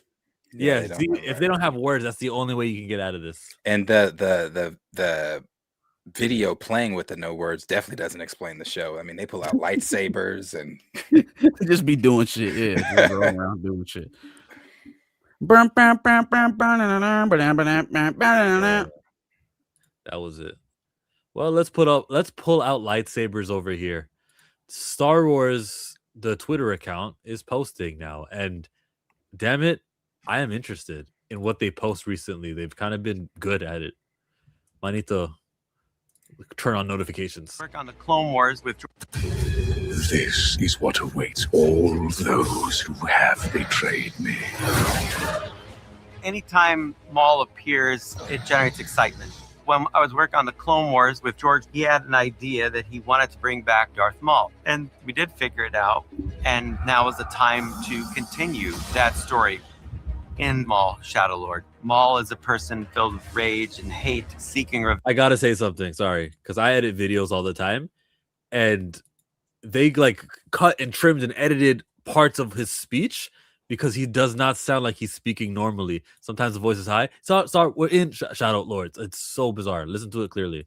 Time to continue that story in Maul, Shadow Lord. Maul is a person filled with rage and hate, seeking revenge for those that betrayed him. Sam Witwer, so great. He's been a part of the legacy for 18 years now. The way that this show looks, that's the world that Maul sees. On Dangerous. what you were saying, a little about bit more them rougher on posting. the edges, you know. Actually, I'll let you finish this video first. Yeah. Anger, fear, aggression. There are many who have spurred from my misfortune. This is some of the most exciting stuff I've ever done. This is gonna be take one. We don't have mocap on the show, but we asked Sam Witwer if he could give us video reference of some of the performances. Love it, Sam. Our whole cast is incredible. My job in this series is to be a good guy, fighting bad guys, fighting even worse guys. Stand down and surrender. You understand? You are greatly outmatched. I heard, betrayed by our own. Devin Azara is a teenage Jedi trying to decipher right from wrong. I know what you're doing. We're nothing alike. Gideon brings so much nuance and depth to the character. Devin must react and relate to this situation that she is pulled into that goes against all her training she's known so far. Excellent. We really wanted to lean into the ferocity, the fighting. Can you rewind that just a little bit where she was screaming? Oh, she does have a red light. Excellent. Okay. We really wanted to lean into the ferocity, the fighting, pushing the envelope more than what we have done in the past. We have several story artists that are martial arts experts. You're gonna love the action sequences. That is in direct response to Nick Gillard befriending Star Wars Theory. They want to try to say, like, we've got these martial artists, look how cool they are. You're gonna love the action sequences. Because we were pushing the cinematic language of our show. Everything had to have a quality jump. The storytelling, the visuals, the designs, the animation. We created real map paintings. We have even created miniatures. And all these lightsabers. Even the way it sounds is more extreme. You actually hear the sound of Sam screaming built into the saber.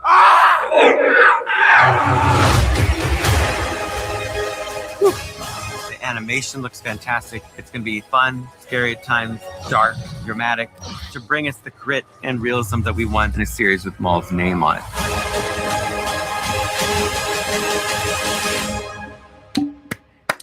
The first two episodes are pretty damn good.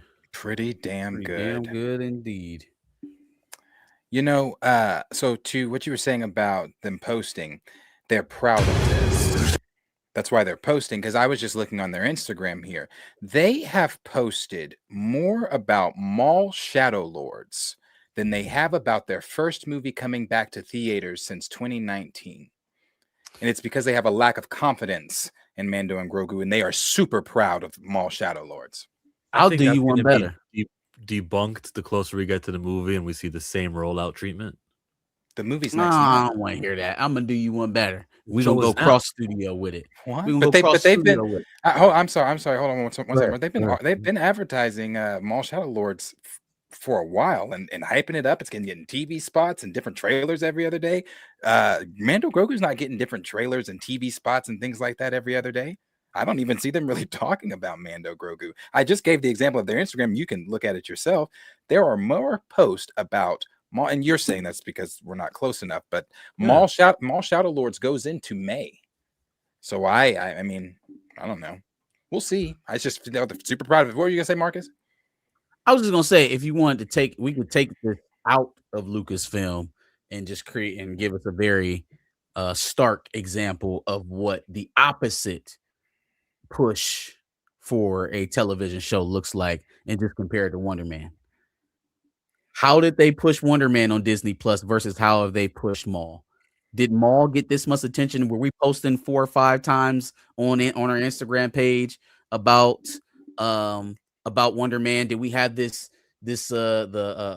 behind the scenes podcast for Wonder Man? Did we have the behind the scenes episodes where we're breaking down what happened and how all this stuff came about and explaining characters and shit like that? Like, I don't think we got that content for Wonder Man leading in to the first week of its viewership. So yeah, I do think, and then again, that's different studios, but as a company, you can feel when Disney is behind a project and when they're not. Can you feel it? Can you feel it? Can you feel it? One difference would be that Kevin Feige doesn't give a damn about the TV shows, but Dave Filoni does give a damn about his animated projects. And he's the president for president. You can see that one would care a lot. Yeah, and then and then maybe like you said, since we're not close enough, does anybody in the chat or anybody in the panel, do we know what Mando and Grogu is about?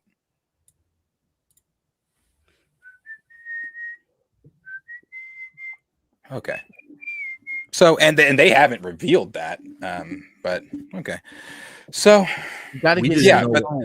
we didn't know what Supergirl was about until the recent trailer showing that the dog Lucasfilm. That's going to drive the plot. Lucasfilm. Let's talk Lucasfilm. I'm talking how proud they are of Maul, juxtaposed to their lack of confidence that they are clearly showing us in Mando and Grogu. Oh no! The reason why I said what I said comparing it to Supergirl was just that movie trailers can later in the second trailer reveal more of the plot. How many trailers have we gotten for Mando Grogu? 2 now, haven't we? Well, then the third trailer. They do 3? Well, then the fourth trailer. All right. By the time the fourth trailer comes out, the movie's out by then. if they're explaining plot, then that means the movie's already hit. I really don't want plot explained. Just like when I was watching the Mando seasons, I was kind of happy that they only gave you the first 4 episodes worth of content in their trailer, because then I remember being on episode 5, season 2 specifically, going, hey, wait, every scene from this trailer I've seen, so now this is uncharted territories. And that was the Ahsoka Tano episode. I don't really, when I know I'm going to watch something, keep that hidden. Yeah, but the plot, I don't. Okay, the first No Way Home trailer, or just like any trailer, typical trailers, the first trailer is always your teaser trailer. The second trailer gives you a sense of what the film is going to be about. You may not, I'm not saying they're going to come out, because I don't know any film that would do that. It's going to come out in their second trailer and say, this is what's going to happen in our movie. Now come see it. Nobody's going to do that. But at least they allude and you get some sort of sense of what the film is doing, what it's about. I have zero sense, zero clue, zero navigation of what this movie is about. Would you agree that's intentional? Yeah, that's my point. I think that they're afraid.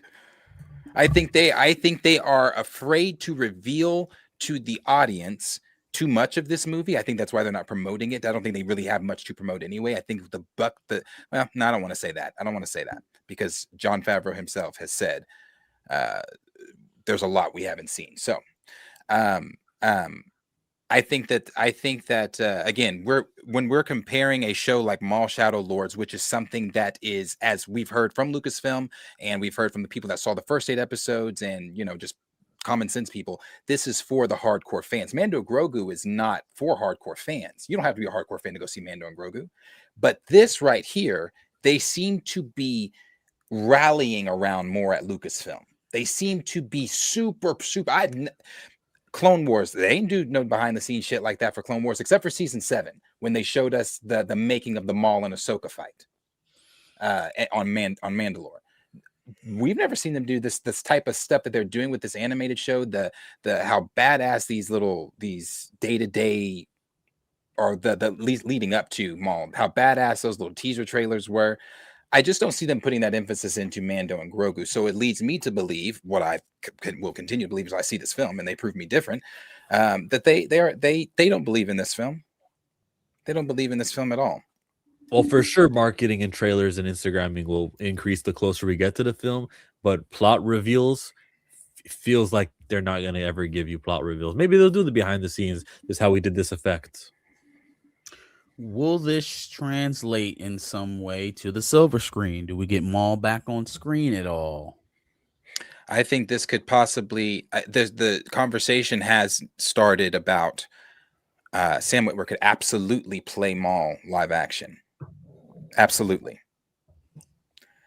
So I think do you do that? I don't know. I really don't know. Does that take him out of the running of ever being Starkiller if they ever were thinking about doing that? But then, like, if you had a choice, Starkiller or Maul, he was already extra in Mos Eisley, something in Mandalorian season 3.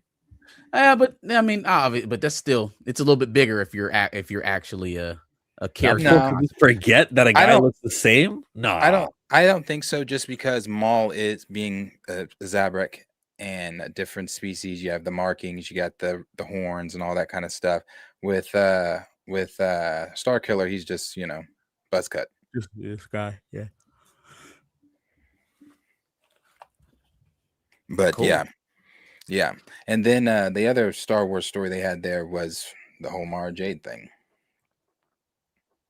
And, yeah, I thought that was interesting because one of those directors or one of those creators that said that they were told no about Mara Jade was obviously in the last regime, but there was somebody that was quoted as early as 2025 that they were told no, that they can't use Mara Jade. And so that probably would be your boy. It'd probably be Filoni.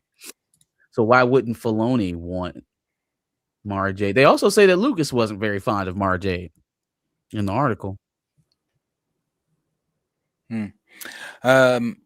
I don't know. I don't think if they're saying what did the article exactly say, that they don't want to bring her in, or so there's they can't. Timothy Zahn is one of the creators. Timothy Zahn, and then I forgot who the other writer is, but they said they both. The lady said it first. She's like, "Oh, I tried to bring in Mara Jade, tried to write her into some stuff. I was told no, they can't do it." And then Timothy Zahn co-signs and was like, "Yeah, similarly with me, I was told years ago that I can't use her either." Years ago, which means that would have been old regime. But this newer writer that they're referencing in there just recently got told no. So it seems like it's coming from both sides. It's if it's not a Filoni thing, then maybe it's somebody else in Lucasfilm. Yeah, I care more about the recent stuff. So they were told no, no, because we're doing other things, or no, there will not be Mara Jade. Which no was it? Just no. She didn't elaborate on the why or what else was said. It was just a no. Well, George Lucas didn't really like Mara Jade from what I remember. So if Filoni's his apprentice, he probably wouldn't do it. So can you do the full Thrawn story without her? Yeah, you can do anything. Yeah. It's creative. No, okay. Let me ask Darius. Darius, does the story work without Mara Jade? It gets messy. I mean, that's why I said on Twitter, I don't believe they could bring her, even if they wanted to. You would have to retcon so much shit. It's really I mean, they could replace her with some random person if they wanted to and give fractions of her story to that person, but without her in that story, you're missing a lot. You're missing a lot. So man, I think, like I said on Twitter, if they were to, they couldn't bring her in if they wanted to. I don't know about. I do think it would be complicated, and they would definitely have to go against some of the stuff that they've already established. However, Johnny Rastafari is right. In the current Mando, Ahsoka, that time frame, Luke is still alive. Now, we don't know what happens in between that point and when he starts the whole, I kill my nephew cult in the in the sequel trilogy. So I mean, that's a lot of time that we could make up and actually have something like that. I do think the time frame is there. It's available. I'm with you. I want to know why. Like, what exactly is the reason that we can't do Mara Jade? Like, she's off limits. And I know I know for sure it ain't because Lucas don't want you to do it. That is the farthest thing from the reason why we're not getting Mara Jade. I don't even know why that was in the article, to be honest with you. The idea that they wouldn't put a character on the screen because Lucas didn't want it is laughable. Well, look who's in charge, Dave Filoni. He just got it, though. He just got it. And so for somebody to tell Timothy Zahn no, then that was already an edict. So at that point, I don't think they were doing that because George Lucas didn't want it. Yeah, that's what I'm trying to say is like Filoni respects Lucas, and if Lucas says that's not my Star Wars, Filoni will listen. Right. That's the writer who's talking about it now. Timothy Zahn said that he was also told no before. Years ago. Yeah, so I'm saying, I don't think it was very high on their priorities. It could have been like, nah, too many women. That could have been it. No, I don't think so. Maybe. Who would you cast to play Mara Jade? How old would she be right here? Now, today? Ooh. Sadie Sink? No. Anna Taylor-Joy? No. I'm thinking tall, athletic build. The hair color doesn't matter much to me. Wigs are fine for women. Oh, Lawrence said, hell no. Okay, well, who you got, Lawrence? Yeah, I'm about to say, and tell me then.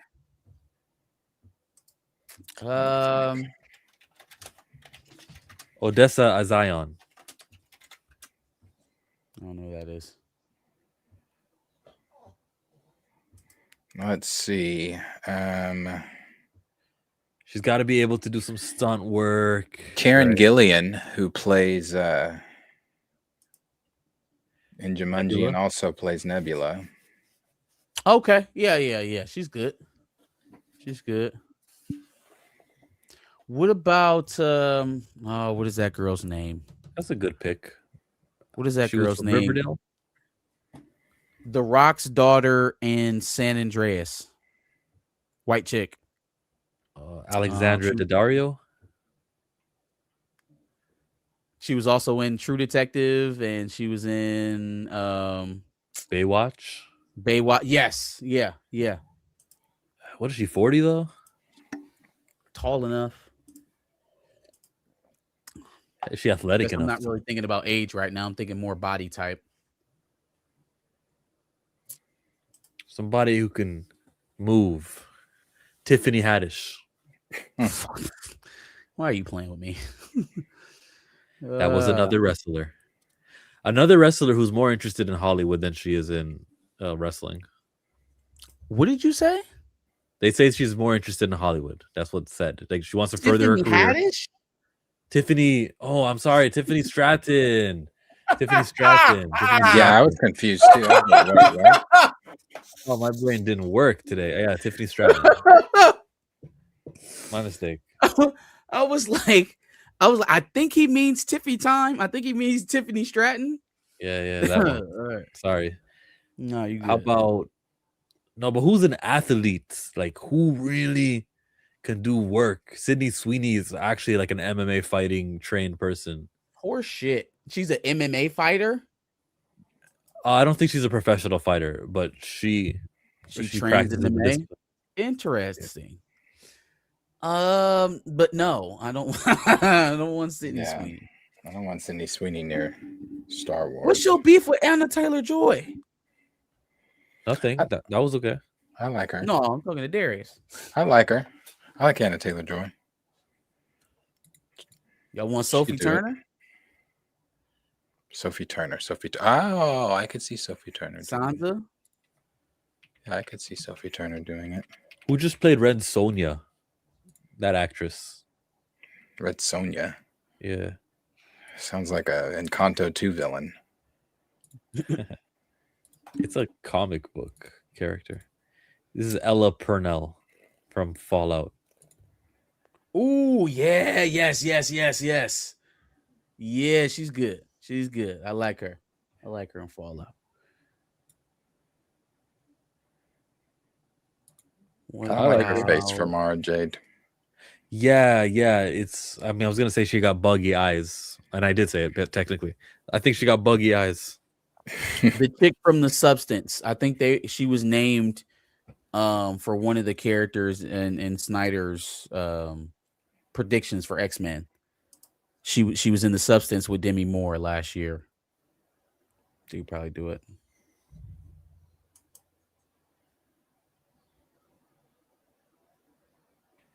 Dreamcasting role that will never happen. Fine, yeah. Just trying to have a little bit of fun here on Pantheon, if that's okay with you. Golly, battery. Brie Bella from the Bella Twins. Nah.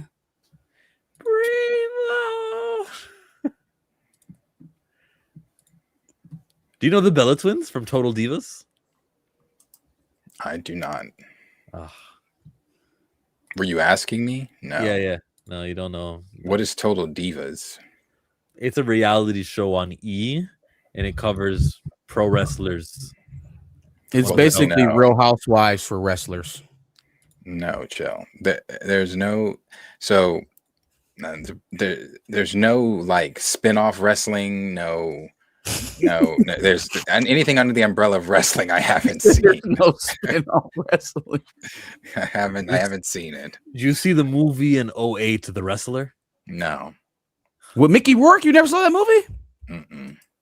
Never seen it. How about Great Florence Pugh fighting with my family? Mm-mm. Is that a movie? Yeah. Oh. Thought you were saying she was fighting with your family. Nah, she wasn't. No. What about the scene in Spider-Man 1 where Spider-Man fights Randy Macho Man Savage? Okay. Yeah. Bonesaw. Bonesaw. Yeah, what do you mean Macho Man? Well, who's that? Yeah. Obviously didn't know his name, right? Okay, did you see Beef? I'm gonna grind you down. Bonesaw is ready. Yeah, I've seen that. I got you for 3 minutes. 3 minutes of play. So you enjoyed it? Did I enjoy Spider-Man? Of course. No, that scene in Spider-Man. Yeah, Spider-Man was in it. Yes, the wrestling scene where Spider-Man fought Bonesaw. Yes. If it was just a scene where Spider-Man went with Uncle Ben to a wrestling match, it would have been a scene that probably wouldn't have been as memorable for me. Chris Hemsworth was supposed to play Hulk Hogan, but that movie might not happen anymore. Yeah, let's not. Hulk Hogan's a racist? Yeah, let's not. So they say. I don't know. There's not enough evidence. Beef. Not something I'm familiar with, but let's hear them talk on it. This is Lee Sung-jin. Beef? Nah. What is it? It was a short series on Netflix a couple of years ago. It had Steven Yeun and I can't remember the female actress's name, but it was how to even explain that show. Two very stubborn people and showing just how far people will go when they are unable to compromise, I guess. I've never But seen it was a pretty good show. Why they're getting so much work in the superhero realm, I don't fucking know, but it was a good show. So they're working in the Marvel world and the future of the X-Men franchise. Jake Schreier wants to breathe a fresh life into this franchise. Well, actually, why would I read the quote when they're going to say it? Well, my favorite part about working in the Marvel world is honestly collaborating with Jake Schreier, who's a genius. And he has a very clear vision for what he wants to do with X-Men. I think he's a huge fan of the comics. He's reread, all the early comics lately. Good. There's a lot of romance. There's a lot of heart. There's a lot of aspects of X-Men past just the, obviously the themes and politics. And so I think Jake wants to kind of, breathe a fresh life into this franchise. And it's early, but we've been meeting with Kevin and Lou regularly. We don't want fresh life. I don't want, you know what? I don't want a fresh new approach. I don't want it. That's not what I want. It's lining up with what we heard, that they were gonna kind of stray away from the whole mutant the political stuff with them and how they're hated. Hey, I don't know. Let me not jump the gun. This is just a man talking. It's gonna fucking suck. This is just First of all, they gave this man a job. They gave this man a job after he made a film that made less than Quantumania. Okay, so we can start there. Like, were we even truly qualified to be doing this in the first place? Secondly, go. You go. I was going to say, secondly, I despise, like, literally makes me sick to my stomach to hear creatives who create, right? Yeah. Go into someone else's creation. So at that point, we're walking through the door. We understand we're driving someone else's car. We are staying the night in someone else's house. We're using someone else's bathroom. And what they would like to do is go walk through the fridge, put their dirty outside shoes on the coffee table, go upstairs and lay in your bed with their outside clothes on. That's what they want to do with these IPs. They want to take them and treat them like they're theirs, like it's their playground to get off every machination or every creative thought point that they could never get off in any of their own personal pet projects. And so now they're going to use a franchise to get all of their shit off, to get their angle off. So now we have a new reimagined X-Men. Oh, we have a fresh version. Hey, who asked y'all to give us a fresh version of the X-Men? Who asked you to reinvent the wheel? Who's asking for that? Nobody. Nobody's asking for that. We don't want that. We want the X-Men. We want the X-Men that we know in the comics. We want the X-Men that we sometimes knew through the Fox era, right? No one is asking you to go back and materially change these characters to be something new or something fresh. Is where so many of them fail. So many of these projects fail because the creators spend so much time trying to put their own personal stamp on it instead of making a competent project. I didn't interpret it the way you two are interpreting that quote about fresh new life. Want to play it back? To kind of, breathe a fresh life into this franchise and breathing a fresh life into the franchise. We know the last time we saw the franchise was Dark Phoenix. Breathing a fresh life isn't a worrisome comment, especially when it was coupled with, well, this guy's been reading all the old comic books. I don't interpret fresh life as he's changing. What about the next part where he says, and not leaning so hard into the politics? Yeah, he said pushing past the politics. So go back a little bit past further. The politics. What about that point? Go back a little further. Of romance, there's a lot of heart. There's a lot of aspects of X-Men past just the, obviously the themes and politics.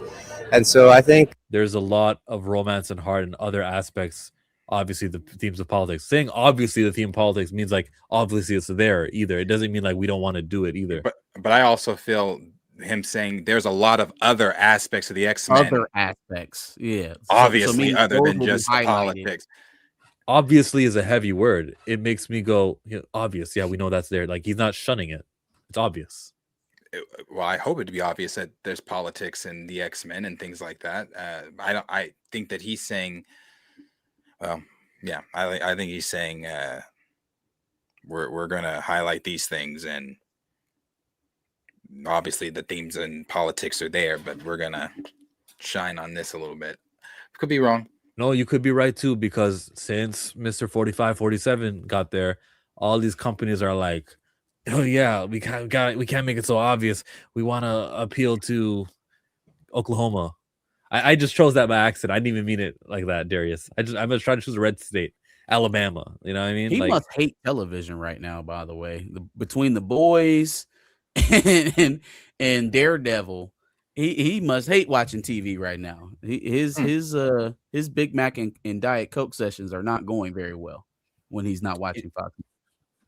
Trump is like a lunatic. Like, yeah, for sure. Oh, for sure. But me and Darius, we might have said this off screen, but you know how Polymarket is a app you can make your bets on and predict things, and it's just another degenerate betting app. But like, he uses his crazy tweets, Truth Social, so that he can like bet on the market when something's low, or like bet on Polymarket. You know, like that's why he does the tweets he does. Well, those things, Polymarket, Kalshi, they shouldn't exist. You shouldn't be able to, like, I've long had the standing that the stock market was basically just a big ass casino anyways.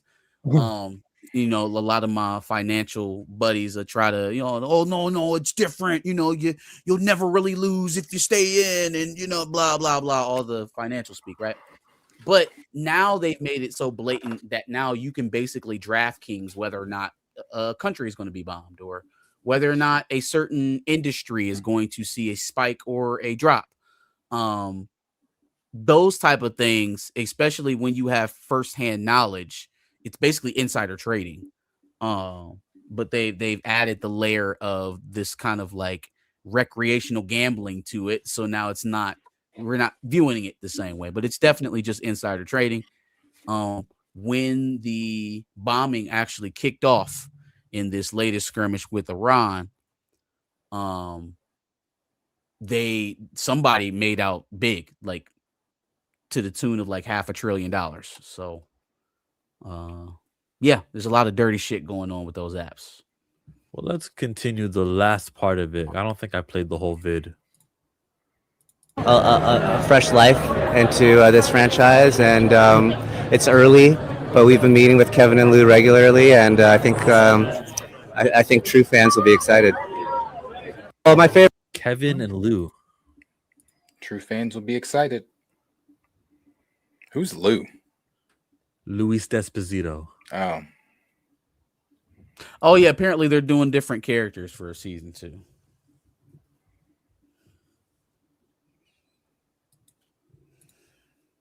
Yeah. Did you see what Snyder said about the cast? Some of the people that we were talking about in the past, but Peter Caffey is a new one that I do like. So that's Dunk. Sir Duncan! Yes.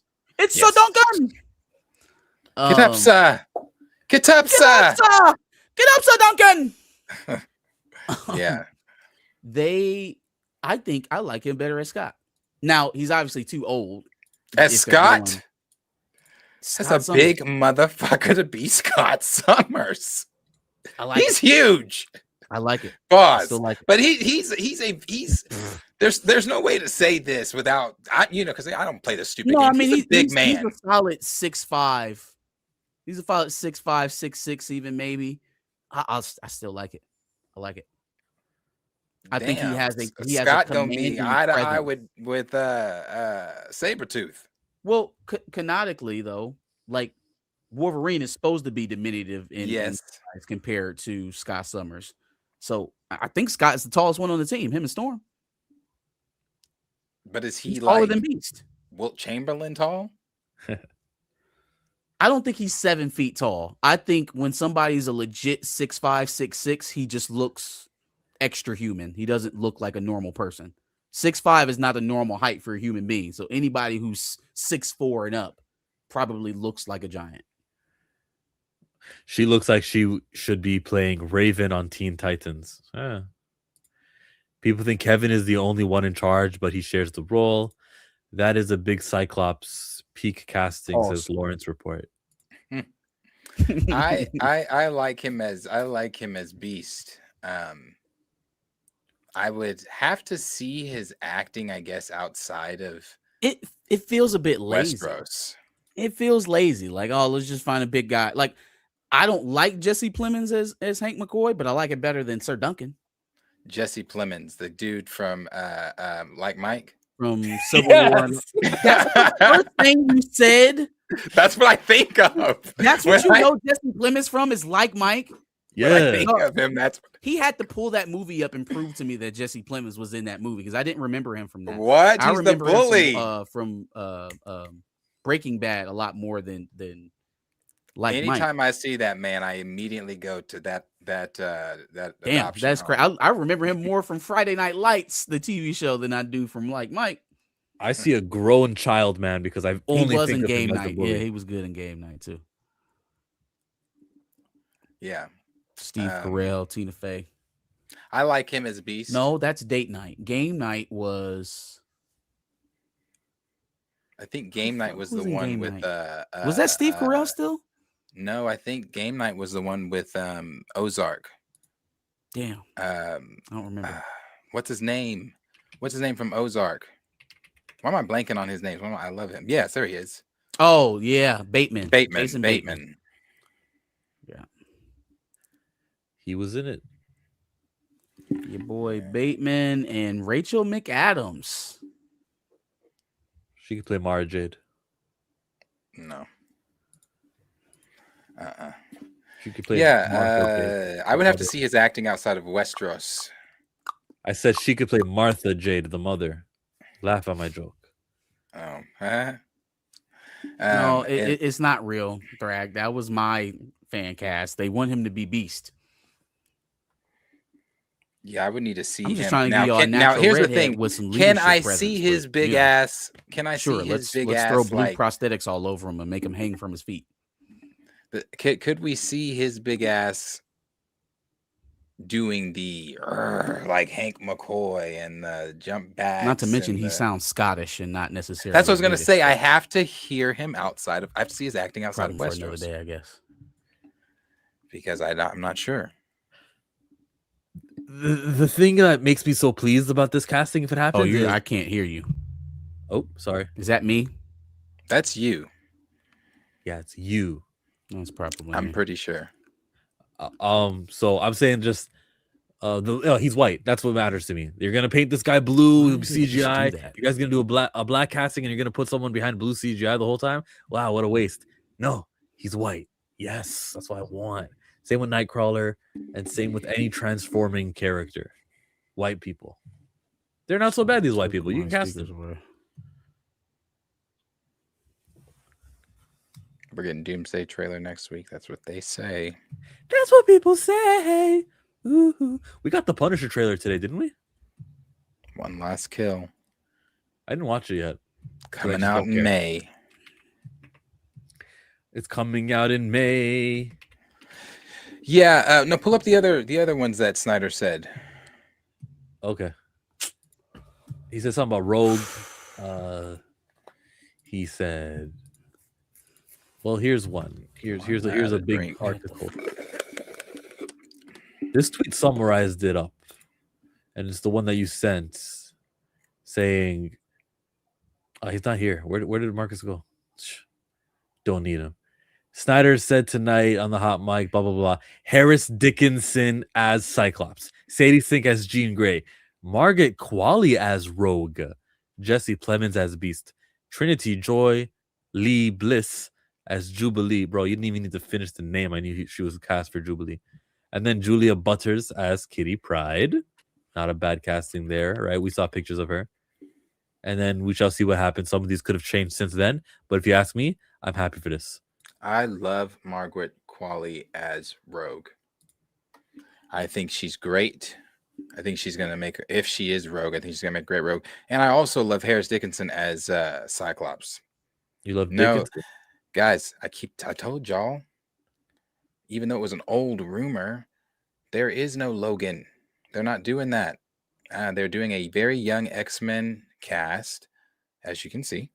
And Logan is either going to start with Alpha Flight or going to come in later or whatever. But this is the I don't know how many times I have to teach us this. This is the MCU's thing. This is their X-Men, their version of how they're going to do it. And I just don't see Storm there. That doesn't mean she's not going to be here with this. Actually, I really don't get me to line because I don't know. I haven't heard anything about Storm in the X-Men stuff as of yet. Doesn't mean she's not obviously not going to be in the X-Men stuff, but I haven't heard about her in the main core group. These names have been prevalent for quite some time.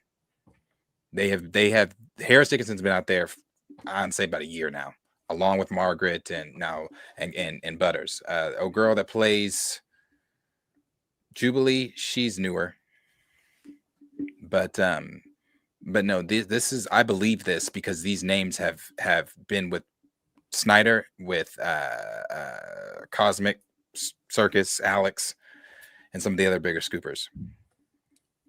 This is fine for me. I would like, though, to know that the other mutants are in existence in the world. Maybe the Storm casting will happen after Coogler figures it out, because they might have the same movie, same characters. But like, if we go to the scene at the academy or at the school, wherever it is, academy and school is the same thing. If we go there and like walking down the hallway, you see Iceman and Colossus, kind of give a head nod. So we know that they're in the movie too. They're in the world. They just don't happen to have all the screen time. There's subplots with Jubilee, not just sticking on Jean and Scott. I wouldn't mind that. So these would probably be the ones with the most screen time. So what? It doesn't mean that in the next X-Men movie or the next X-Men TV show or some of the surrounding movies, we can't feature Wolverine, some of the other guys we really care about. And even like the niche X-Men. This is good. Like, these are not niche X-Men. For the first four, with Cyclops, Jean, Rogue, and Beast, I those like are kind this of group. important X-Men. Jubilee, not so much, but then Kitty Pryde is a little bit more important than you may think. She may be a top 10 X-Men character. I would say so. I like this group. They are going to have to lead with the three here. You're going to have to lead with, as far as promotion goes, posters go, and all that kind of stuff. Since you don't have a Wolverine, you don't have a Professor. Well, obviously Professor X is going to be there. Yeah. You don't have a Wolverine. You don't have a Storm in the mix of this or anything like that. So obviously you're not going to be putting the core faces on the poster. You're going to have to lead with Rogue, Jean, and Cyclops and Beast. Where the melanin in Disney's inclusions charts, they use the wording underrepresented group. So the melanin is not important because they're satisfying the underrepresented group.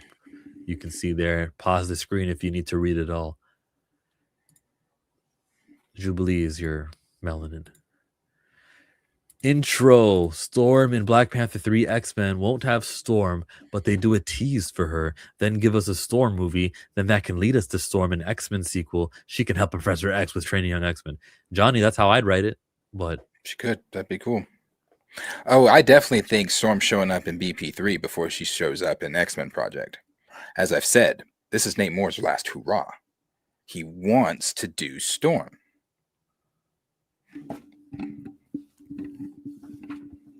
But we'll see. But I do. This reminds me of the storms in Survivor. Oh, it was tough on that island. I can see him on set. They'll be like, "Oh, does this look realistic, Nate?" Yeah, it's just like in Survivor. That's what his thing is on set. Anytime he can reference something to Survivor, he will. I kind of commend him though. Like, that's a dream of his. Like, he watches the show. I got my little shows here and there. You got your Judge Judy. I mean, I guess you wouldn't want a dream to be on the show, right? Because that would mean you're in a legal bout. But still, like, I got my dream TV shows I'd like to be a part of, and he got to be on Survivor. Good for Nate. Yeah. I mean it. Yeah, good for him. He achieved the goal. Shouldn't have killed T'Challa, but respect. Now he's about to come in and suck the air out of the room one more time. I don't know what he's doing with Storm, and I really don't, but I know I put money on it that she's going to show up in Black Panther 3 before she shows up in the X-Men Project. Yeah. So yeah, I don't know, but they've been saying young. They've been saying that for a while, and the proof is in the pudding as we get closer and closer. So yeah. I mean, I don't dislike this group. I agree with D Stizzle what he said about Jubilee and Kitty serving the same purpose, different moments, different points in time on the team. So seeing them together is a little odd. But like I said, this is the MCU. They are going to shake and bake and do their own thing every time. So nothing that when they do stuff like this, I'm just like, hey, it's the MCU. So John's like, no Storm, Wolverine, Iceman, Angel, Colossus, no. How many characters are supposed to be in it? Like, is it going to be the perfect X-Men movie where they hit all the characters? No. But they got some key characters that they can make a good movie with here, if this is believed to be true. You just gotta shrug and say it's the MCU. Yeah, maybe by X-Men 3 we will have Colossus and Wolverine and Iceman. Maybe. When I watched the first Captain America, I didn't say, damn, there's no Vision or Ant-Man, Black Widow's not here. And then we got it by the third Captain America. It says, this official or is it possible the full cast isn't full, or is it possible this isn't the full cast? Well, yeah, this isn't official either. This is from Jeff Snyder. It's very possible that this is, if this is real, it's possible that this is not the full cast. Well, it's not the full cast because Professor X is not here, and he would have to be there. We have no idea who's playing him yet. Do you like the Knights of the Seven actor to play Beast? We were just talking about that, yeah.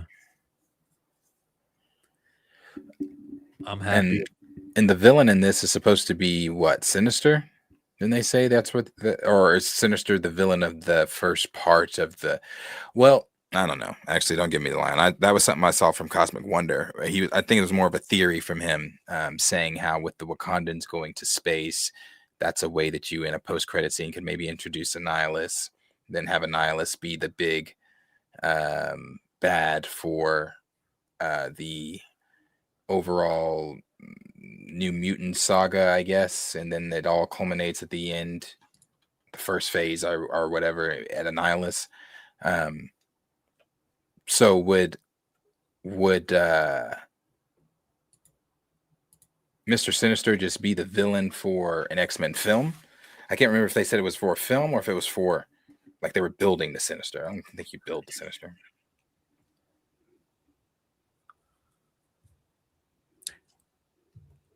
When you said Mr. Sinister, I don't know what happened to my brain, but I was like, wouldn't it be cool if he had a sister minister? That'd be funny. Fucking hate in the art sometimes. Reports suggest Marvel intends to use Mr. Sinister as the primary villain in the upcoming MCU X-Men project, a reboot. And then it goes into what he's known for, blah, blah, blah. Only thing I do agree with is the villain. Sinister? Yeah. He could be a long arcing villain. He can first.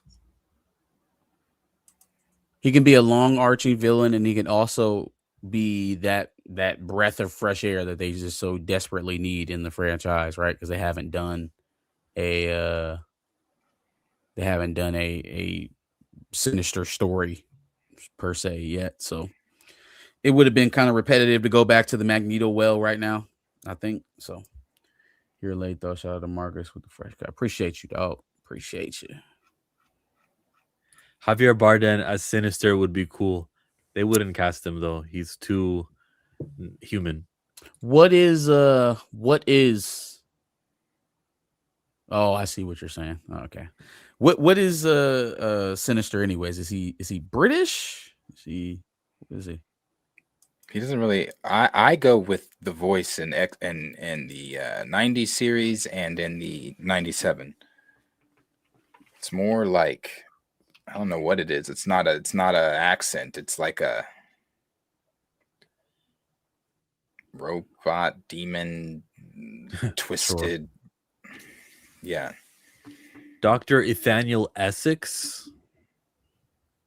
Yeah, definitely British. But are you talking about his name is Essex. Canonically, what is he? A 19th century Victorian scientist. Yeah. Well, his voice is definitely not British, at least when he is spoken in the animated show. He code switched. Henry How much Cavill more is things we Mr. have? Sinister. How much more things do we have today to get on?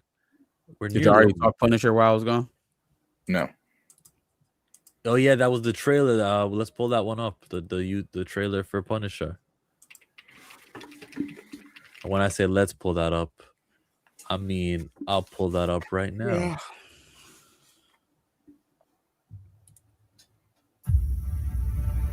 Hey, Frank.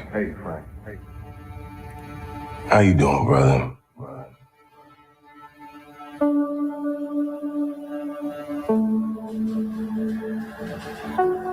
Talk to me.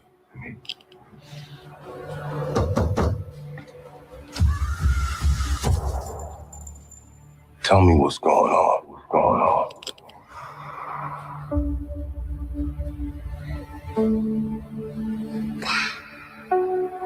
You think God's gonna forgive us for the things we've done?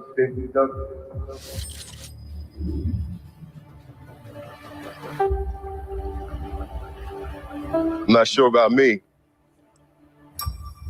But you ain't got a fucking chance.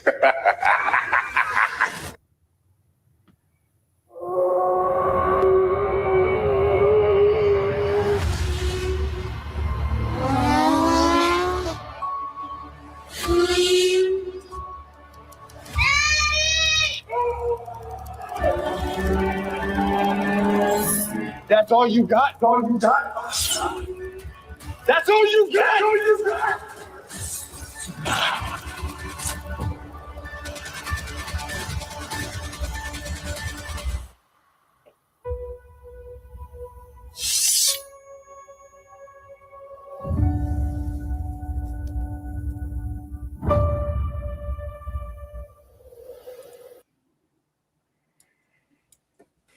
Streaming May 12th.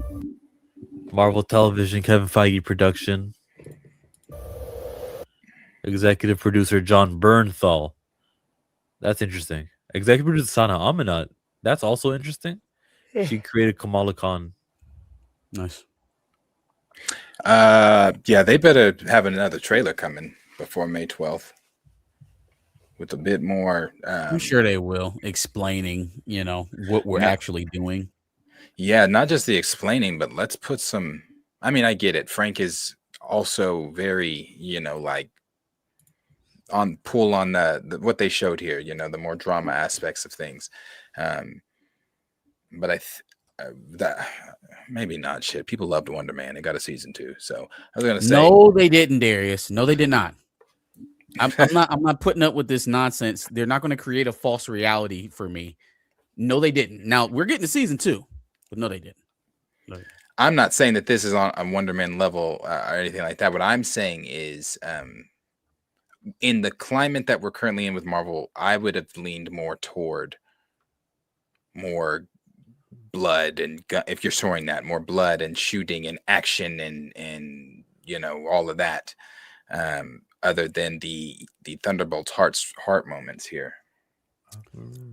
I think that's going to be there.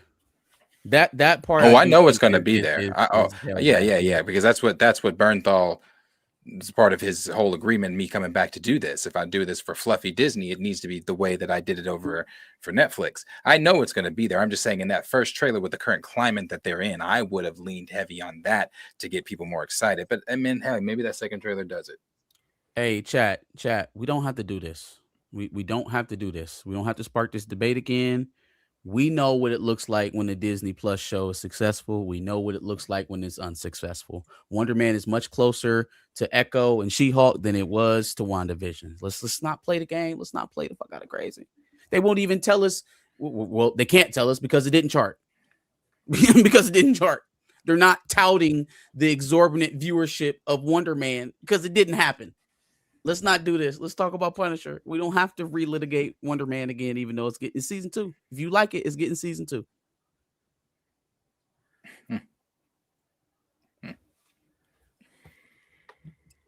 If Wonder Man gets a season 3, then what? Then we're all doomed. Then this shit is even more cooked than what I said it was.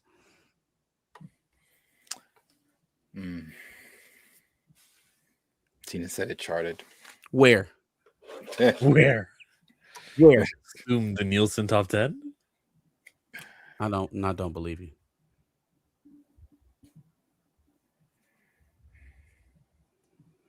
I don't believe you. Charted. They had like all the 10 episodes at once. There was enough watch time to get on quote unquote the chart. Ketepsadaken. Do you remember where it peaked? Nah. She said we talked about it. I can't remember that. Damn. We talked about Wonder Man charting. Yeah, where did it peak? Where did it chart? Number on what? Nielsen. I have it bookmarked. What was its peak? What number? Probably 7, maybe. Wait, when did we talk about Wonder Man charting? I don't remember. Oh no. 600 Yes, million minutes watched? I do. Yes, because it had I wish we could find the chart again. If y'all have the chart again, pull it up. No, that's my problem too. I was talking about this the other day. Like, I wish that they archived it same way like Box Office Mojo keeps things always, and I can just go back. Oh, you can't go back. I don't know how to. If there is a way, maybe you got to pay for the account, but I don't know how to. Lauren said it was number 8. I believe him. I want to say that when we looked at it, like the difference between like number 5 and where that one was at was like a difference of like 1 million views. So like that just didn't. No, don't know. You said it didn't chart. I just didn't take it seriously. But I mean, even in that, it's proving the point that I'm making. The shit that people were watching, the Night of the Seven Kingdoms and all that shit, there was no comparison. So when you talk about what people were, oh yeah, people watch Wonder Man. Yes. There was a house full of Yahya Abdul-Mateen fans who were very excited about that show coming out. It did not do what Night of the Seven Kingdoms did. It did not do what most conversation starting shows of last year did. So we don't have to make it something that it's not. If you like it, I'm not going to yuck your yum. You're getting season 2, right? I put it in the area of Andor. Even though Andor has better viewership.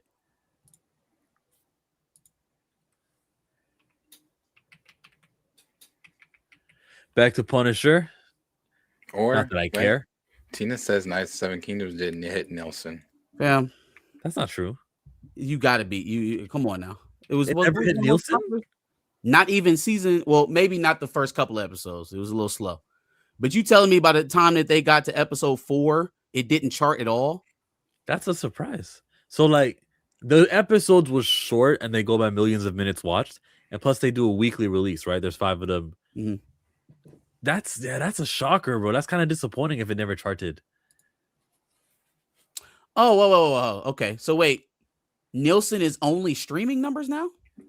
No, you can click on the tab for streaming only. Okay, yeah. He said HBO is cable too. So those numbers count. Oh, so then it was cable numbers split. count.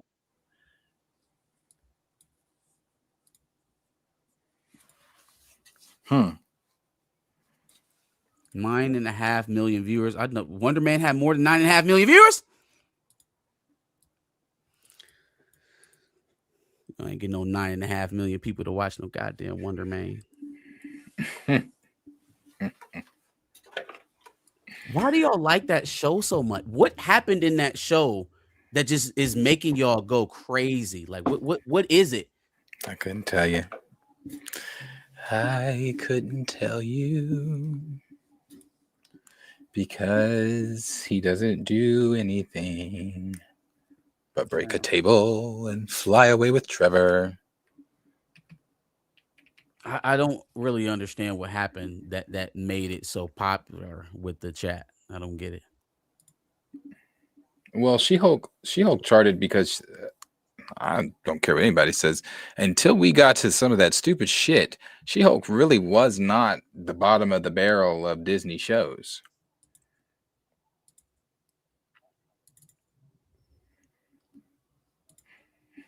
So wait, the fact that Wonder Man dropped all at once should make the viewership higher? Yeah. I'm thinking the fact that people could watch it faster and finish it faster than they could for a show that's doing a weekly release should mean the weekly release should be higher, shouldn't it? It measures millions of minutes watched. So with more episodes, there's more minutes to watch. Okay, that makes sense. Now, what was terrible? Yeah, I agree with Lawrence. That secret invasion shit. Oh,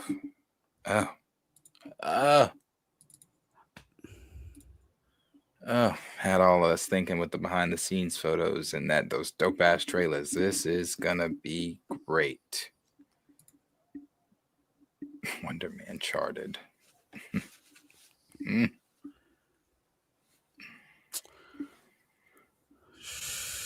I won't discredit the Nielsen. I mean, we spent this whole time sitting over here talking about it, so I won't discredit it. I was getting ready to say something, but I guess I'll. Who really is Nielsen, anyways? What? I've never heard of no Nielsen. That's not what I was going to say. I was going to say that you have to be subscribed to the data pool at some level to actually be counted, but that's neither here nor there. Wonder Man wasn't a good show. Okay. just wasn't. Got on those charts. God damn, like our standards have fallen in the toilet if Wonder Man is a good superhero show. It really is. I don't understand In the trash. I don't understand the infatuation with Wonder Man either, but I've kind of stopped trying to understand it, but I really don't understand it either. I don't get it. Oh man. So Shout out to Tina was saying how like they had the House Knights of Seven Kingdoms had HBO Max streaming and then had regular HBO TV. And then so that would split the audience, right? Like if you were to combine both and you went on the website, they do premiere at the same time. You could have seen that, okay, well, combined, there's enough people to get on that quote, that chart. Yeah, man. I don't know. Call me crazy. Tina said I'm living in a bubble. Maybe I am. Maybe I'm in my own bubble. I don't think there's a world where the conversation around Night of the Seven Kingdoms by the time that show ended and the conversation around Wonder Man by the time that show ended were even remotely the same. Again, that could just be me. That can be completely anecdotal.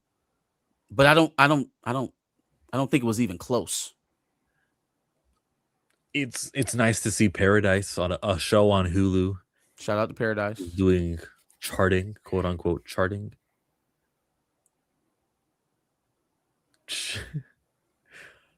All right. Charts. Back of the bubble featuring Marcus. Hey, I guess. I maybe I have the niche taste all of a sudden. That's my point. What D Sizzle just said: a superhero show with zero superheroing. What are we even talking about? He smashed a table and broke out a terrorist. What? That's fun. Let me see really quick. I haven't done a tier in a while. Y'all said y'all wanted Marvel to do something different, though. Not different as in not tell a superhero story. Not that different.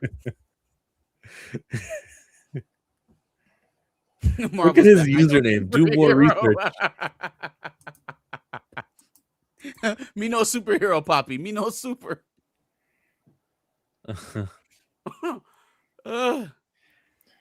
Hey, so I just rewatched on Google. I skipped. It's a 3-minute video, so I skipped to the end of him breaking Trevor out. The way they display his powers too is also very confusing. Like, what is it? The way he flies away here. I mean, what is it? What is his? Yeah, it doesn't make it clear whether or not he's just radiating. Is it a propulsion? Is he shooting that, power, whatever it is? Is he actually even flying? Is he just using the propulsion to kind of hover?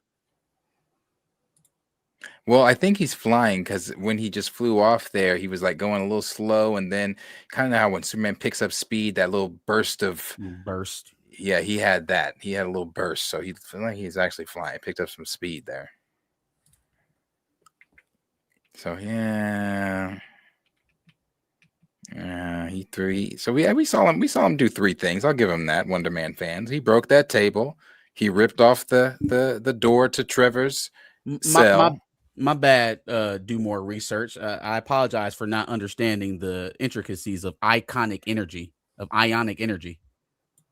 My apologies. Apparently, they said ionic energy in the show, so we should have known. Hey, I'm not doing a Wonder Man segment. I was just curious at the brothers' powers. I was looking. No, we here now. We here now. It's on site. I just had to see his power set again. Yeah, because I mean, it was so brief throughout the show. You know, it was only the 2 opportunities to actually get to see it, and if you blinked, you probably missed it. Oh, they explained his powers. Oh, so I must have been checked out by the show by then, or checked out from the show by then. What did they say? Because again, the displaying of his powers doesn't tell me anything, other than I must have missed that course. He can break tables, throw metal cell doors, and fly. he can wreck the wall behind his couch in his living room. He can count by 2s and tie his shoes. He can stress out about. He's a what? He's a mutant, man. He's a what?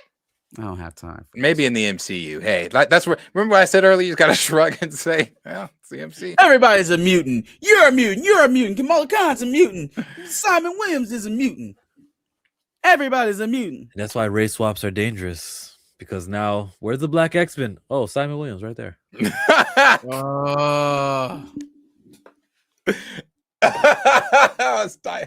Oh shit! No, Simon Connie, Williams. y'all gonna try to tell? So mutant. I don't want to hear it. No. I don't want to hear it. I don't want to hear it. What upsets you about Jimmy Olsen? Now, what would have you saying that about Jimmy Olsen? It surely can't be the lack of superhero content. It for sure can't be that. I know you're not mad at Jimmy Olsen for his lack of superhero prowess. I know you not. I know you're not coming to Jimmy Olsen because it's not enough superhero for you, Johnny. I don't want to hear it. Y'all eat that Jimmy Olsen up like it's like it's new sliced bread. Jimmy Olsen better get a daytime Emmy. It better win a Tony. Whatever TV shows can win, it better win one. Since we just love Wonder Man. Oh shit! Yeah. Y'all got me up here. Yes, yeah, I can't tonight. I can't tonight. I've gone off on Jimmy Olsen, the Jimmy Olsen show. I crashed out the first time they all defended Wonder Man, but now I'm just like, hey, right, bro. Jimmy Olsen gonna be dope. What do we need superheroes and superhero shows for? Punching and exploding stuff. You don't need that. Let's dig into emotions. Let's dig up childhood trauma. That's what we want in our shows. Yeah. Let's solve problems with words. With words. We don't got to show up and fight like superheroes do. We talk. That's what we do. If you're lucky, you might get a sunset scene. We break things in private. He was alone when he broke that table, wasn't he? American Horror Story Season 13 will officially premiere in September. The season will serve as a continuation of Coven, starring Ariana Grande, Sarah Paulson, Jessica Lange, Angela Bassett, Kathy Bates, Emma Roberts, Billy Lord. Is that Very Future Daughter? Fucking go! Billy Lord, Gabor Sidibe, Leslie Grossman, Evan Peters. So, Coven is definitely my favorite American Horror Story. Hands down. Hands I down. thought that was precious. It's actually Gabby Sidibe. I don't think I've watched a full season of American Horror Story since Coven. Oh, I haven't. I have not. Since Coven. So, but my only confusion is how do we pick it back up? Like we ended it on the Antichrist last time, so it's kind of like actually I go forget. from there? I watched Apocalypse where they kind of brought everyone back, where they did the whole. Oh yeah. We're at that house. Yeah, I didn't like that one though. It wasn't. They were like, oh yeah, no. This right here is bringing Coven back, and like you said, that the next season after Coven was Freak Show. I didn't get into Freak Show, and I think the next one after that was Hotel with Lady Gaga, and they thought bringing Gaga was supposed. Yeah, it didn't do it for me either. And then Apocalypse brought all that together. You're right. Yeah.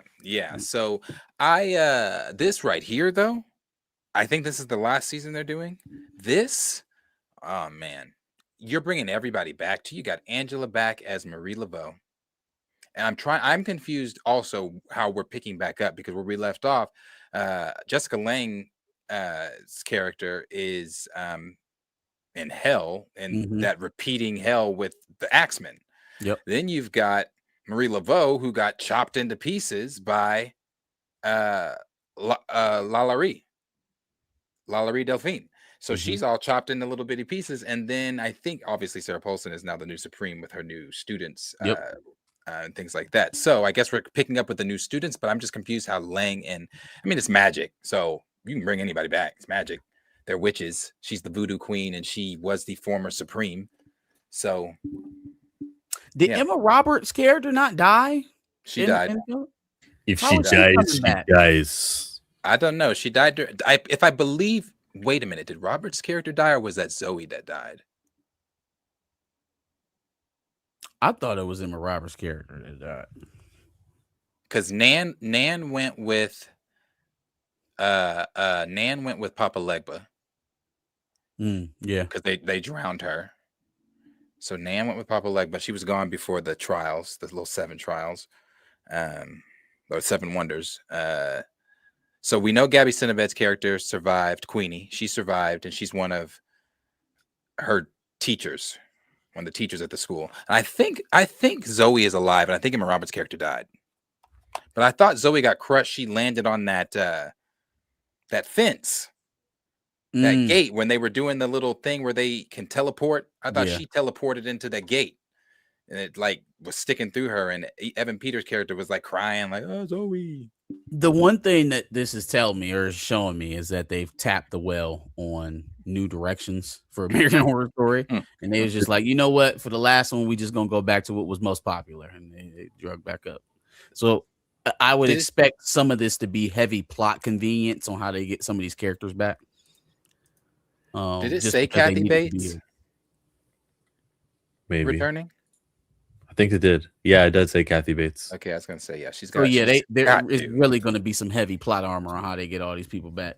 Which I mean, I'm not mad at it because again, we're talking about the best season of American Horror Story. So yeah, I hope they can breathe some fresh air into it. I think the first 3 seasons were the best. Murder House was good. I think season 2, A Sane Asylum, is extremely slept on, but I love that season. And then season 3 is just hands down the best. Jessica Lange and Angela Bassett together, that shit was phenomenal. Jessica Lange, Angela Bassett, and Kathy Bates together, that shit was phenomenal. The acting from Angela Bassett as Marie Laveau, man, yeah, I can't wait. I cannot wait for this to come back because this shit was great. And Sarah Paulson's just phenomenal in every season of American Horror Story. Where's my Misty Day? She died. She was in what was her death? Oh yeah, she's in that time loop where the frog keeps getting dissected. You don't know, Chill. You don't watch some damn American Horror Story. He over here pointing and shaking his head. Yeah, she's in that time loop where the frog, she couldn't dissect it, she couldn't kill it. So she never made it back from the 7 wonders. Yeah, I know your ass ain't watching no American Horror Story. It's great though. You should. You'd be surprised what I watched. You don't watch horror. She'll only watch black shows. I mean, not really. That's not exactly true. I just mean like if I'm introduced to a new show, I'd rather would lean towards the melanated if I can. I'll watch a lot of white things. I'm gonna watch Harry Potter. That's gonna be very white. You had Gabby Sinabed and Angela in this. Okay. And then also in this, you had the voodoo witches, which was the black side of things, and you had the white witches, which was a very prominent line throughout the show until they teamed up. And Angela Bassett was clearly more powerful than the Supreme, because the Supreme had to go ask Angela's character. Angela's character, yeah. Shut up, Chill. Stop. Nah, bro, you guys don't know. Quiz me. Ask me a question about American Horror Story. When they started the season, who was the Supreme? It was Kathy Bates' character. Kathy Bates' character is not even magic. She has nothing. She was a racist. You guys watched the wrong season. I don't know if you guys had American Horror AI version over there. That's the one we talking about, Tina. Is Coven. Yeah, Coven. That was the best one, where you had the black witches versus the white witches. Oh, Lance Reddick was Papa Legba in American Horror Story. But he looked scary as shit. He did, bro. He looked scary as shit. He did. He was scary. Doing that coke off his coke nail. He said, "Oh, no. You owe me a debt." No, Papa Canadian Legba. Horror Story. I only remember Marie Laveau. Dang, I gotta do a rewatch. Oh yeah. Well, Marie Laveau was the leader of the Black Witches. She had all her other witches under her. They recruited Precious, Gabby Cinnabed's Queenie character, over to their side. Yeah, because she was playing the fuck out of crazy for a minute. She was over there. Yeah. What was the witch name that couldn't have sex or rogue like power would kill the dude chill? Zoe. Llewellyn. That was Zoe. No. That was a chill question. Oh, a chill question. My chill, fault. yeah. My fault. Like I said, Zoe. So you ain't say shit. You ain't say shit. Yeah. Man, yeah, Tina, go back and rewatch Coven. Shit, I want to go back and rewatch Coven now that they're doing this 13th season of Coven. Coven's great, man. Oh man, look at that machine go. He's just the start of the show. Ariana. Oh, I didn't see her name. Who is Why she is she playing? in this? I didn't even see her name. Who is she Why playing? is she in this? What? Why is Ariana Grande in this show? Are you, Lawrence, is that a chill question or are you asking in general? I'm asking in general. Like, why is she there? Oh, no. Lawrence asked what happened to Evan Peters' character. So I didn't know if that was a chill question. there's a great show, Canadian specific, called Office Movers. It's those 4Y'all Entertainment YouTubers who run it. With that dude McFly. If you guys know Marlon, that's a great TV show in Canada. I would say Degrassi, but I think you guys know about that. Trailer Park Boys, best Canadian cartoons, best Canadian television show ever made. Yeah, sorry, I can't, like nothing comes to mind right now, but that one. Office Movers. Another really good Canadian show is Misfits. Misfits is really good. Oh, I don't know what that is. Misfits, huh? Never seen Misfits. It's with old dude from Umbrella Academy. Forget his name. Schitt's Creek is a Canadian show. What is None Emma of them Roberts, are Trailer Park Boys. Shout out to the Shadyville boys. What is Emma Roberts saying in this video? Let's see. Sunnyvale, Shadyville, Sunnyvale, something like that. Surprise, bitch. Oh. Bet you thought you'd seen the last of me. You better watch them. That's the line she said. That's the line she said to Jessica Lange. Jessica Lange. If I could throw something at you through this camera, I would. It was a good scene. It was a good scene. Kim's Convenience. Surprise, that was bitch. on my tongue. You know, Sarah Haley Finn watched Kim's Convenience, and then she was like, "I'm going to cast him as my Shang-Chi." It's crazy. Like that show just went on Netflix. She just decided to watch it, and then she had her Shang-Chi actor. Too bad, because they should have got a Shang-Chi actor who. Never mind. Let me rephrase this. Simu Liu had comments about China. His movies won't play in China. So that's what I mean by I say too bad. I'm not trying to say he is politically on the wrong side or anything. AHS had a 1984, and I forgot Kim Kardashian was in a season. Yeah, I was really done watching by then. Definitely wasn't doing that. They bombed the hell out of her little reality show with Niecy Nash, or not reality show, her little TV drama. That shit is horrible. Horrible. I had the misfortune of seeing an episode on Hulu.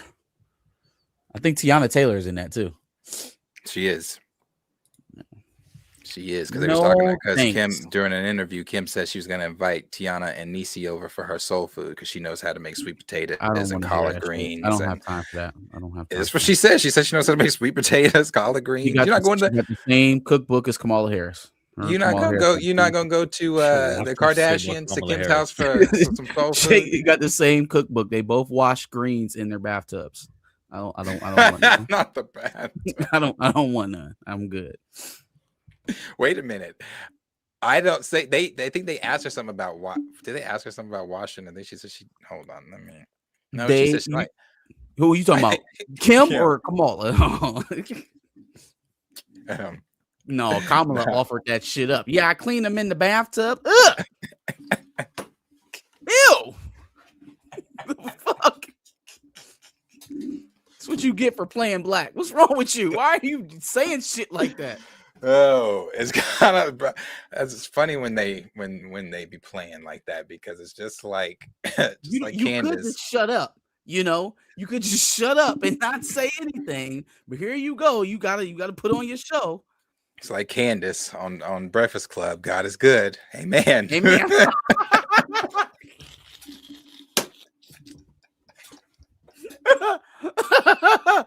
Oh shit. Oh my god. Good. Amen. You sure, Lawrence? Positive? Let's move over to the Jurassic World. Oh. Yeah. Let's get Jurassic. Sequel. So, sequel to the 2025 Rebirth could reportedly begin filming as early as this fall, according to Daniel RPK.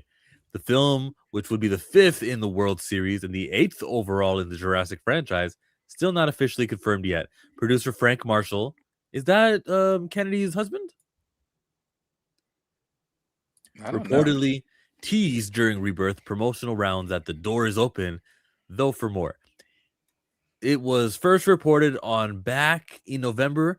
At the time, it was said the studio is targeting a June 2028 release and would bring back director Gareth Edwards along with the core trio Scarlett, Zora, and Jonathan Bailey as Dr. Henley Loomis, Mahershala Ali as Duncan Cade. In February, a fan site found multiple domain names had been acquired, hinting at a potential title, Jurassic World Liberation. I don't care what they call it. So what do we think about it? Like, it could be starting to film this year. I think if it is anything like what we just watched, you can keep whatever ideas you have. Don't be hating. Don't hate on Jurassic Man, Park, that okay? shit was awful. Frank of all, it made too much money not to make a sequel. Man. Now you want to talk about undeniable love for a franchise. There it is. That's what it looks like right there. Okay. Awful. Because I mean, it wasn't that great of a movie, and it still made a shit ton at the box office, and they're running up another sequel. So I think this is a very healthy brand in a landscape of dying IPs and floundering studios. Jurassic Park is a stalwart. And I think as long as you slap that logo onto a film right now, you're guaranteeing yourself at least $700 million. So yeah. I think they need to go. I don't know what they need to do. Honestly, I don't know how many parks are going to keep making these dinosaurs. Yeah, I don't even really understand why the story is different. Like, what's different about the Liberation? Jurassic Park Liberation sounds like you're going to free the dinosaurs. Didn't we just do that? Yeah, we did that. Last we year did that. So I'm gonna just be like, again? They out again? They're always out. Always out, always getting made on some newborn island or whatever. Isla Newborn or Isla East or Isla West. Y'all don't let somebody back to that theme park so they can make more dinosaurs. I don't have a problem with them continuing the Jurassic Park movies. I would continue to watch because I love dinosaurs. But really, okay, that Chris Pratt's first one, good, liked it. That second one, okay, doing some weird shit. That third one, awful. Awful. That Dominion that brought everybody back, awful. Nah, free to the dinosaurs, free too. Los Cinco Muertes. And this last one was really bad. That little girl should have died. If they had balls, that little girl would have died. No one died. I don't Two think people died. I don't think kids die in Jurassic Park. Well, did that little girl survive the little compy attack at the first in Jurassic Park 2 when they cut from her mama screaming to what's his name yawning? We don't know that little girl survived that compy attack. Compy's gonna fuck that little girl up. At least they didn't show the violence versus the child. This is the most turn your brain off franchise that there is. There's an audience for it. You go to the movies, the screen is big. Hey, a dinosaur will look really big. This just works. It's a no-brainer here. She did survive. So yes, we don't What kill is this? children. Is that the extended version? Because I do not remember them going into that detail. They got the director's cut. I don't remember them saying, "Hey, by the way, last scene, how'd that little girl do? Oh, she survived." Anyway, I don't remember that. But I like Jurassic Park, so it could, if they could just, hey, do some more than 2 people need to die. These are dinosaurs. 2 people died. When that boy was pissing and the flying raptors came, they should have killed him. No, you know where somebody really should have died is when they let all them dinosaurs loose in that park, and everybody was in the Bryce Dallas Howard and Chris. Oh, Chris yes, Pratt that one. And everybody was just unscathed. It's buildings and shit falling over. You got raptors running up and through. You got Brontosaurus coming down the aisle. Like nobody got squashed. They come down the aisle. Well, not down the aisle, but down, the walkway into the damn park. Like nobody is the only death was that damn nanny. The damn nanny that got taken underwater, flown up in the air, then ultimately died at the hand of the mythosaur. Yeah. Her. She was the only death out of thousands of people at that park. Oh, and the creator, he died in the helicopter.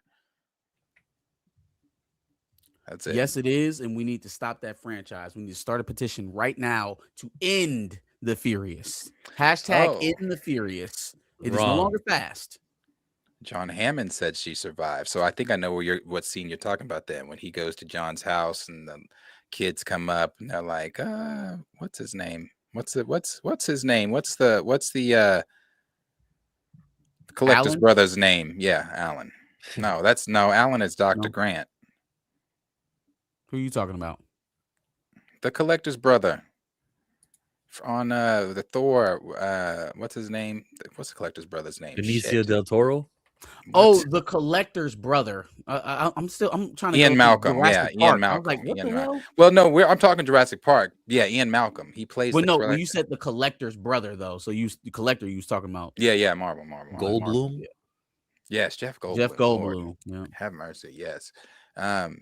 Yeah, Ian Malcolm. When he's talking to Ian Malcolm at the house. Oh, okay. I guess I wasn't paying attention. Damn, they made sure they said that little girl survived then, huh? Maybe so that it could be rated PG, they had to make that clear. Yeah, we not killing children in Jurassic Park. It's not gonna happen, Darius. No matter how much you want to see a kid get murked, they not gonna let the dinosaurs eat a child.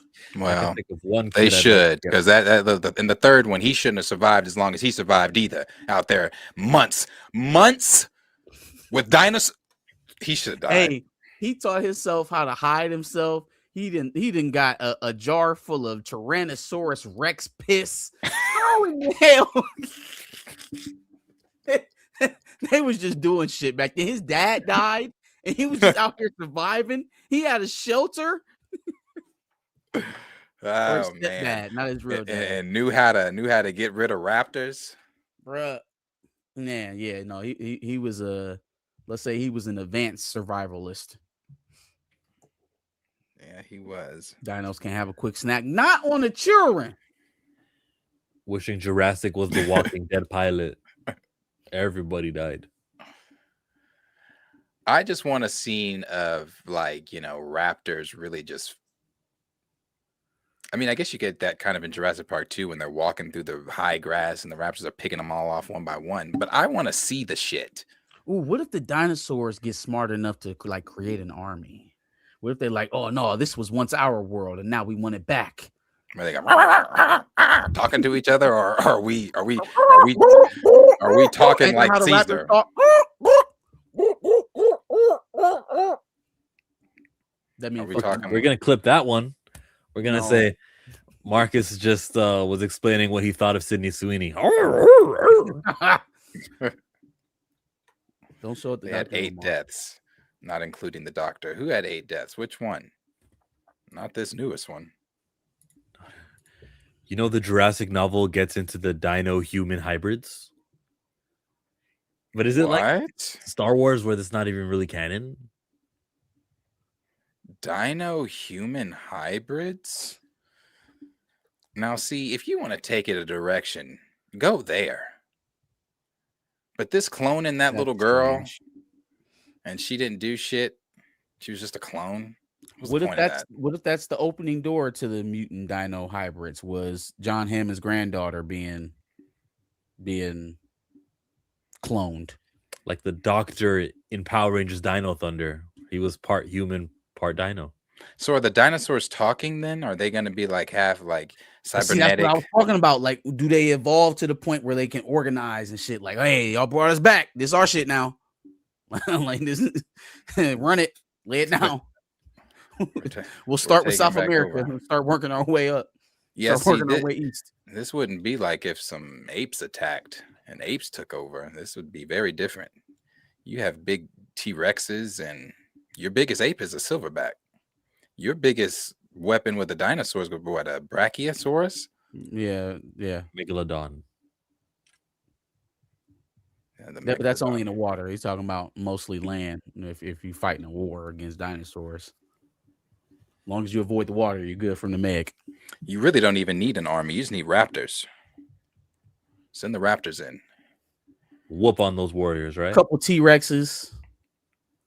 A battalion of raptors with one T-Rex. Jesus Christ. Absolute wreckage. Absolute wreckage. Yeah, they pick them off. That's right. But you know, the more I'm sitting here talking about it and envisioning it, I don't like it. I don't like it. I don't want the dinosaurs to talk. I don't want them to mobilize. I don't want them going into war. I don't like it. Caesar is home. We gotta find something else to do than collecting all the dinosaurs that got loose. Well, then we need to stop. Then I think we should just stop. If we want a species to take over, do more Planet Apes. I would like to get to this point. I would like to get to the point of Planet of the Apes, which I thought we were going to get to, but we still haven't. I would like to get to the point where the apes, yes, God, where the apes are driving cars and shit. You know why? Because our introduction to Planet of the Apes was that fuck ass Mark Wahlberg movie, and so we didn't really get to experience the originals, you know, the racist ones, the ones that came out on Martin Luther King's birthday. I have seen all those though. Yeah, where they actually line up the history of how, you know, the apes took over and got all the way up into the day of when, you know, they're just slaves and shit like that. But yeah, we got a glimpse of it at the end of that Wahlberg movie where, you know, the Washington Monument was Caesar. Yeah. Or the Lincoln Memorial was Caesar instead of Lincoln. Then you had the apes pulling up in the police cars and hands up. He thought he was back in his reality. Now, do you want to see Mark Wahlberg in a jail cell somewhere? Like, does he need to come back if we do that? Man, I actually would like to continue to see. I really don't need to see Mark Wahlberg's, but I do want to see the apes modern day. They run everything. They're going to the zoo to see humans. They're pets. They're going to the pet store to get humans. I want that shit. Darius wants to see us completely colonized. He wants to see us completely colonized. I just feel like we should have been there by now. We've already done the damn hand off me, damn dirty ape, and no, that's the old one where he was looking up at the Statue of Liberty destroyed. Yeah, that the old ones are still good. They still hold up. Oh, let's look at the old ones. I don't know if you guys have time or not, but I want to just go to this website called Rotten Tomato.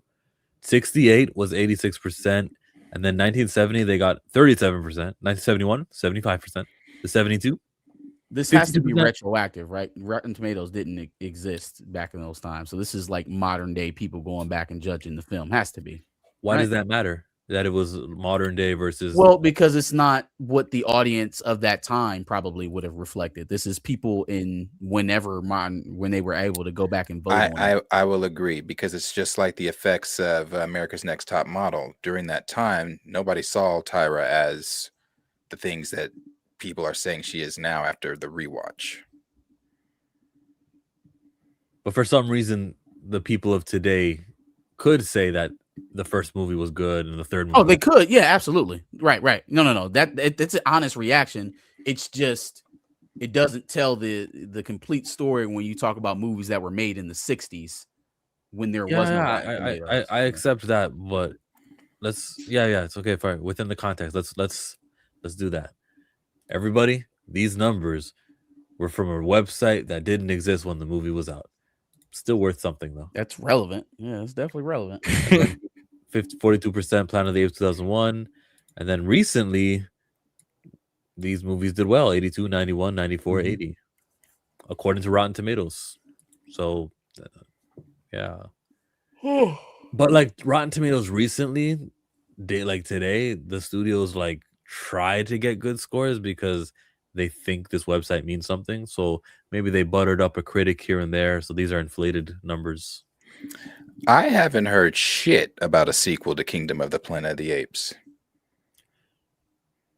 Well, I mean, Kingdom is like the fourth Planet of the Apes movie itself. Like Kingdom itself is like the fourth installment to that series. So like we need a fifth.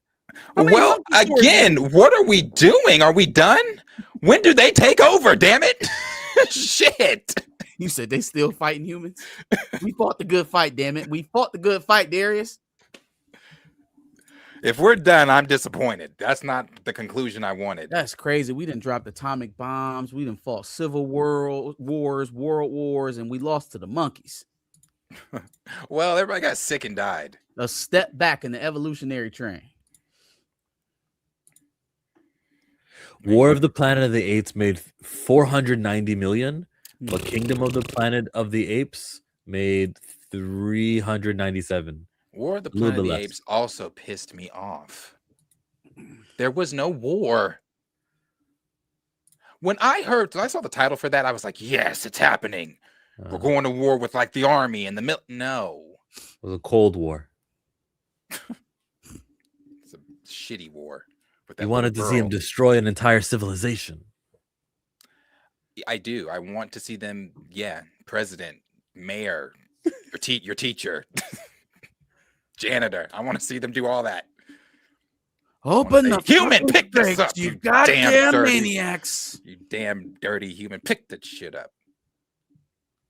I'm sorry, he's always pissing on my carpet. Put the human in the crate. I want to see that stuff where the humans are stupid too. Would they be stupid or would they be talking? No, they were stupid in the, in the old ones. They were illiterate. They didn't speak. Yeah. So you'll have your one intelligent human that's like, hey, this is not what we are. We come from. We used to be Kangs. I think the next Jurassic needs to be a prequel. The prequel portion of the novel, when the novels don't count. The novels are not irrelevant. When they were building, go back to them books and find a new story. Yeah, you need to. Not too much more you can do. I don't know how many more times you're going to go to an island with dinosaurs and you know that shit's dangerous. It's an island full of dinosaurs. We're just going to go, though. There's always some innocent family getting roped into the shit. Let's go home after this super. Killed the family in the next one. Okay. All right. Do that and I might be satisfied. Somebody's got to die. Money, money, green, green, money's all I need. Money, money, green, green, money's all I need. Battery $2. Wonder Man was Better than Cross season 2, sadly. Hey, get that shit off of here. Get that shit off of here. I can't even thank you for your money. I can't even thank you for your bread. Thank you, Battery. I'll thank you. Thank you, Battery. I will not approve that message. I mean, yeah, like what am I supposed to say to that one? I didn't watch Wonder Man, so I can't even. And I can still say you're wrong. You're wrong. Say, do you think it's that was some rage bait if I ever see? Is he an Andor fan? Am I thinking of someone else? No. Battery, where do you stand on that? Yes. Yeah. Battery is an Andor fan. His opinions were supposed to go up there. I forgot. I agree with Rogue Comics. Whoever keeps green lighting these terrible Jurassic Park flicks. They like money. Whoever keeps green lighting them likes to count cash. Yes, but I don't know, and this is the rare time that I can't say I agree with Arthur because I don't know for sure, but he put in the chat that this one made significantly less than the last ones. Significantly? I'm a couple hundred million. It wasn't Black Panther Wakanda Forever difference, but it was sizable. Hey man. And then what was something that they never expanded on in that last one?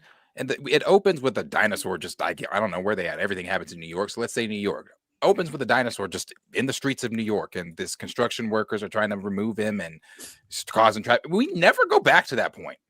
So the dinosaurs are living amongst the people, or I'm confused.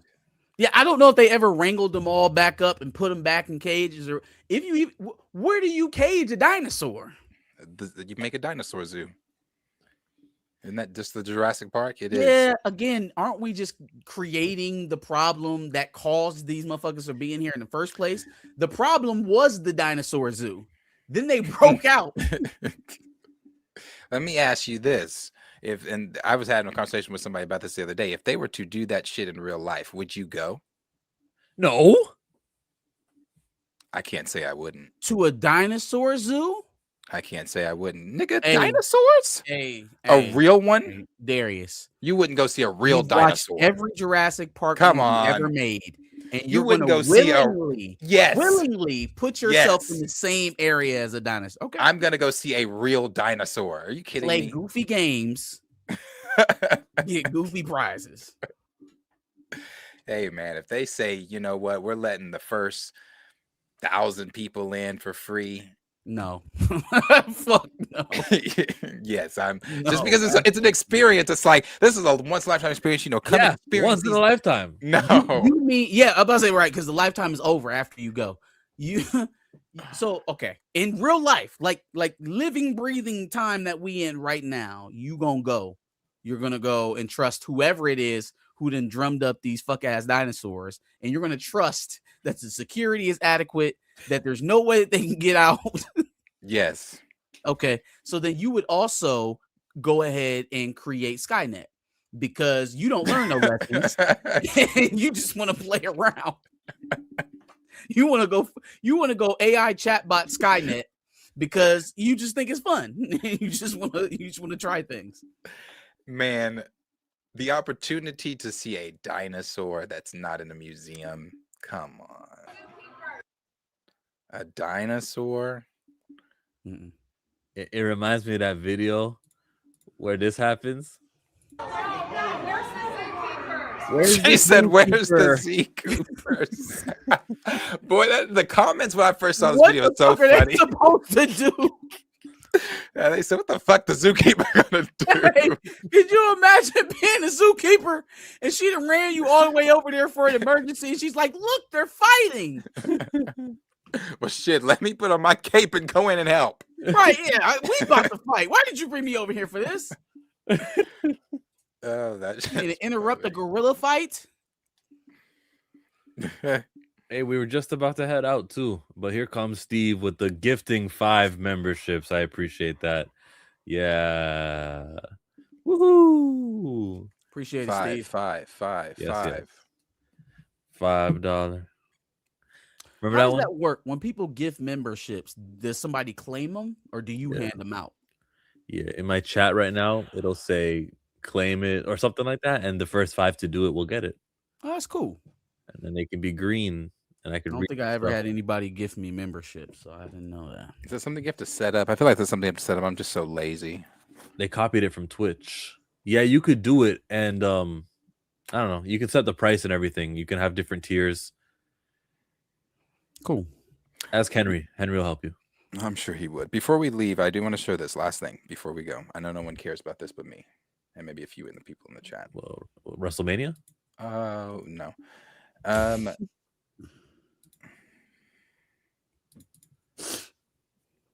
Is that not dope? This is one of the newest Marvel Legend figures, and it's Frank and the Iron Punisher suit, huh? Damn, that's beautiful. My God. Yeah, I'll be getting that. Like, take my money. Take my fucking money. Yes. Iron Punisher. I'll be getting this. This is dope. So, like I said, no one cares about that but me. So, but that's okay. I'm a collector. Is Bernthal going to show up in some shit like that in the short presentation? I hope not. I don't think so. Hope not. I don't think But so. you know, Marvel Legends has a thing of leaking the newest variant or colorway of suit changes before it actually premieres on screen. So they do. They do. You know, I hate the MCU figures, but I got Wesley's Blade just so I can never take him out of the box because that's going to be worth some shit, and I'll easily sell it. there's only one blade. There's only ever going to be one blade. Yeah. Yikes. I think that is it, though. Nothing else to 3 hours and 21 minutes. My God. Committed streamers. Committed. What y'all got going on? You streaming again tomorrow? During the day? Yeah, probably. Cool. Well, y'all go check them out while they're doing that. Tune in. Sure, they'll have some good news to go over, to chit chat about. I will be going live on Sunday at 4:30. Come catch us on back of the bus, doing dubs and L's, and also getting into some entertainment news and behind the cape. That's it for me. Yeah, we I think we were live every day this week, were we not? Yeah, we did. We're 4 for 4 right now. We're 4 for 4. Tomorrow is another day, and who knows what can happen, but we should be. Yes. So yeah, we'll be back. I appreciate all of you guys here this evening. Again, let's grow this. Keep getting more people in here. For the Pantheon, I gotta get something to drink. Oh shit, I don't have my phone. I can't order nothing to drink. Damn. Cue the Josh. Yeah, no drink for you. Cue the Josh. I didn't have my screen ready. Hold on. Yeah, I was gonna use the Sonic app, but I'm gonna do it. I'm gonna say it again. No drink for you. Cue the Josh. Hey, I've been watching y'all every single time on Thursday and Friday because I swear to God, y'all switch up every now and then. But rock out. I'm fucking with it. I'm out. Thank you, Josh. Appreciate it. All right, dog.